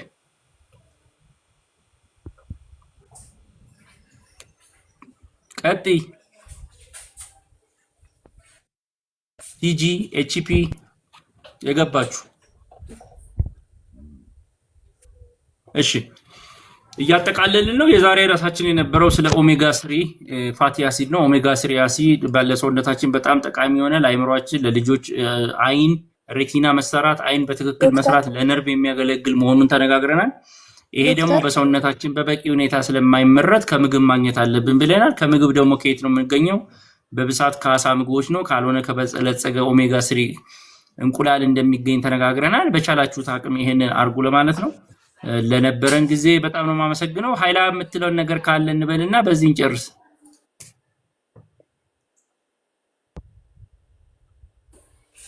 ብሌን እሺ። ስለዚህ እባካችሁ በቻላችሁት አቅም ልጆቻችሁን የአሳ ምግቦች ከምትባበሏቸው ከ7 ቀን ውስጥ በሳምንት ውስጥ አካቱ። ቅድም ተናግሬያለሁ። ቺያ ሲድ እና ስጋ ውስጥ ያለው አይምሮ ላይ ለመበልጸግ የሚያገለግለው የቅባት አይነት አይደለም። ቺያ ሲድ እያላችሁ አትሸወዱ። ወነት እያላችሁ ወይም ተልባ ያለው ልክ ስጋ ውስጥ ያለው ኤኤልኤ ነው። እሱ በሰውነታችን ውስጥ ለመቀየር እና አይምሮና ምንድነው አይናችን ሬቲና ለማየት እና ለነርቭ መሰራት የሚያገለግለው ግን ቺያ ሲድ ውስጥ ያለው ስላልሆነ እሱን አስተካክሉ ብያለሁ። ቀጥይ ይሰማል? አይ ይሰማል። ቀጥይ። ልጄ 5 ወሯ ነውና ጉንፋን ያዛት። በጣም ከባድ ጉንፋን ማለት ንፍጥ አላት፣ ኃይለኛ እንትን አላት እና ላብም አላትና ፈሳሿ እንዳያልቅ ምግብ ዝም ብዬ ላስጀምራት። ምንድነው ምን ላስጀምራት? ምግብ አጥሚት ምናምን። ታጠቢያለሽ? አዎ በጡት ነው ያለችው እኮ። ከጡት በላይ መድኃኒት የለም እኮ። ከሽሮፕም ከምንም በላይ ምግብ አይደለም መድኃኒት ጡቱ ነውና ጡቱን ለምን አታጠቢም? እሺ ምግብ ላስጀምራት ወይ ብዬ እኮ ነው። አንድ ለጉንፋን ብለሽ አይደለም ምግብ የምታስጀምሪው አይደል? ለጉንፋን ብለሽ ምግብ አይጠቅምም፣ ምግብ አይጨምርም ከጡት ይልቅ ጡቱ ነው መድኃኒት በጣም። ስለዚህ ያው ብታሳስብሽም አሁን ባለችበት አተነፋፈሷን፣ ሙቀቷን የባሰ ነገር ካለ ሐኪም ቤት ውሰጂ። ጡት ማጥባቱ ግን ላለበች ያው በቃ ሲዝኑ አሁን ትንሽ ከባድ ስለሆነ ነው። ወይ ክረምት አይሉት ወይ በጋ አይሉት ትንሽ አስቸጋሪ ነውና ዝም ብለሽ አጥቢ በቻልሽው አቅም። በቂ ጡት አለሽ አይደለ? በቂ ጡት አለሽ። ስለዚህ ለዛሬውን ብቻ ሳይሆን ሌላ ጊዜም ሲያዙ ምግብም ሲጀምሩ ጉንፋን ከያዛቸው ጡቱን መቀጠል ግዴታ ነው። ጥሩ መድኃኒት እሱ ነው። ሽሮፑም ከጡቱ በላይ አይደለም። የባሱ ነገሮችን ሙቀትን ለማቀዝቀዝ ምናምን ነውና በዛ ቀጥ። እሺ መልካም መልካም። እሺ ቲጂ ይወልካ። እሺ ቲጂ እሺ ሃይላ ስለ ኦሜጋ 3 ፋቲ አሲድ ያለውን አጠቃልኝና ደከመኝ አጠቃልኝና በዚህ እንጨርስ። የዛሬ ፕሮግራማችን ስለ ኦሜጋ 3 በተለይ ደግሞ ስለ ዲኤችኤ እና ኢፒኤ ነበረ። ይሄንን ለማግኘት ብያለሁ። ቀጥል እና በዚህ እንጨርስ። አመሰግናለሁ አንተም ስለገባ። እሺ ቴንክ ዩ ዶክተር። ያው እንግዲህ ዛሬ አብዛኛውን ውይይታችን የነበረው ስለ ኦሜጋ 3 ኢፒኤ እና ዲኤችኤ ነው። ከምን ማግኘት እንችላለን የሚሉትን ሀሳቦች አንስተ ነበር። በተቻለ መጠን የአሳ ምግቦችን መብላት የሚሉ ሀሳቦች ነበሩ። እንደገና ደግሞ ዶክተር ቢያንስ በሳምንት 2 የአሳ ምግቦች ለልጆቻችን መስጠት እንዳለብን ስንወያይ ነበር። ያው በአንድ የሚሆን ነገር አይደለም። ይሄ ኮንቲኒየስሊ በተለያዩ ሀሳቦች ላይ እያስገባን ኢላቦሬት እያደረግን ሁሌ ማህበረሰቡን ማንቃት ያስፈልጋል። አንዳንዴ ተናግረን ብቻ የምንወጣበት አይደለም። ሁላችንም ዶክተር ይህን ሀሳብ በማንሳት በጣም ትልቅ ነው። ሁሌ በሆነ ሰዓት ላይ ስታጠቃልል ኢሾዎቹን ድጋሚ ወደኋላ እያነሳን ይሄ ብለን የምንልበትን መንገድ ታመጣለህ ብዬ አስባለሁ። በጣም እናመሰግናለን እኔንም ስላስገባኸኝ። ቴንክ ዩ ዶክ። እሺ አመሰግናለሁ። እሺ ስለዚህ ያልሰማችሁ ላይቭ ያልገባችሁ ሰዎች ካሉ ደግሞ ከቲክቶክ ላይ አውርጄ ዩቲዩብ ላይ ክሊፖቹንም ይሁን ሙሉ ቪዲዮውን ደግሞ ቁጭ ብላችሁ እንድትሰሙ የተገለጸውን ገለጻ ከሰማችሁ ድግግሞሹ ይቀራል። ዩቲዩብ ፔጅ ላይ ገብታችሁ ለሰውም አጋሩልኝ። የዶክተር አሻገሬ ዩቲዩብ ፔጅ አለ፣ ቲክቶክ ፔጅ አለ። ዛሬ በቃ ይሄ ቶፒክ ስለ ኦሜጋ 3 ነበረ። ምን መስማት አለብን ካላችሁ 1 ሰዓትም 2 ሰዓትም ፎርዋርድም እያደረጋችሁ የተለያዩ ሀሳቦችና ጥያቄዎች እዛ ላይ ታገኛላችሁ። በዚህ ጉዳይ ላይ የተለየ ሰምታችሁ ደግሞ የቀረ ነገር አለ ካላችሁ ደግሞ ኢንቦክስ አድርጋችሁልኝ በሌሎች ፕሮግራሞች ደግሞ የምንመጣበት ይሆናል። ዩቲዩብ ፔጅ ላይ ይሄ ብቻ ሳይሆን አሁንም እናቶች ኤቨርግሪን ነው፣ ጥያቄ በየጊዜ ነው የሚመጣውና በቻላችሁት አቅም አሁንም መምከር በፈልገው የልጆቻችሁ የመጀመሪያ የስነ ምግብ ባለሙያ እናቶች ናችሁ ወይም አባቶች ናችሁ። አባት እውቀት ካለው እናትን ያግዛል፣ እናት እውቀት ካላት ከእርግዝና ጀምሮ ያግዛል። ስለዚህ ማጠቃለያ የሚሆነው እባካችሁ እናቶችና አባቶች ወደዚህ ህይወት ወደ ማምጣት በምታስቡበት ጊዜ እንደዚህ አይነት ቪዲዮዎችን አንብባችሁ ተከትላችሁ። እኔ ለምሳሌ የምግብ ሳይንስ ባለሙያ ሆኜ ማስተርስ ፒኤችዲ ላይ ስጋባ መጽሐፎች ገዝቼ ነው ስለ ልጅ አስተዳደግ መጽሐፍ እያነበብኩ ነው ባለቤቴን ያገዝኩት። ማለት አብረስታ ምን ትብላ፣ ምን ስሜት ይሰማታል፣ እዚህ ሲገጥም ምን እናርገው የሚለው ዘመናዊ የሆነን እውቀት ሊኖረን ልንገዛ። አሁን ደግሞ የኤአይ ዘመን ነው፣ ቻትጂፒቲም አለ፣ የተለያዩ ጉዳዮች አሉ። እነሱንም ሰምታችሁ ለልጆቻችሁ በቂ ዝግጅት እንድታረጉ ነው። ከዛ በተጨማሪ ግን እኔ እያሰብኩት ያለው ወደ ትዳር የሚመጡ ሰዎች ኮርስ መውሰድ አለባቸው። ሆነስትሊ ቀልድ ይመስላል እንጂ ስለ ልጅ አስተዳደግ ልጅ ወደዚህ ዓለም ሳመጣ ይሄ ጸጋ ቢሆንም ጉዳት የሚሆንበት የምትሰቃዩበትን በልጆቻችሁ ሊሆን ይችላልና ያ ችግር ከመምጣቱ በፊት በኦንላይንም ይሁን በክላስሩም ውስጥም እናቶች ስለ በቂ ግንዛቤ ልጆች ወደዚህ ዓለም ሲያመጡ ባልና ሚስት ምን መዘጋጀት አለባቸው፣ ምን ማድረግ አለባቸው፣ በየጊዜው የሚገጥማቸውን ነገሮች እንዴት ይሻገራሉ የሚለው በቂ ትምህርት ያስፈልጋል ብዬ አስባለሁ። እኛ ሀገር አሁንም ልጆች ዛሬም ይወልዳሉ። የተቸገረች አንድ ሴት ተቸግራ ለምና ወልዳ ነገ ሁለተኛ ትደግማለች፣ ለምና ሶስተኛ ትወልዳለች።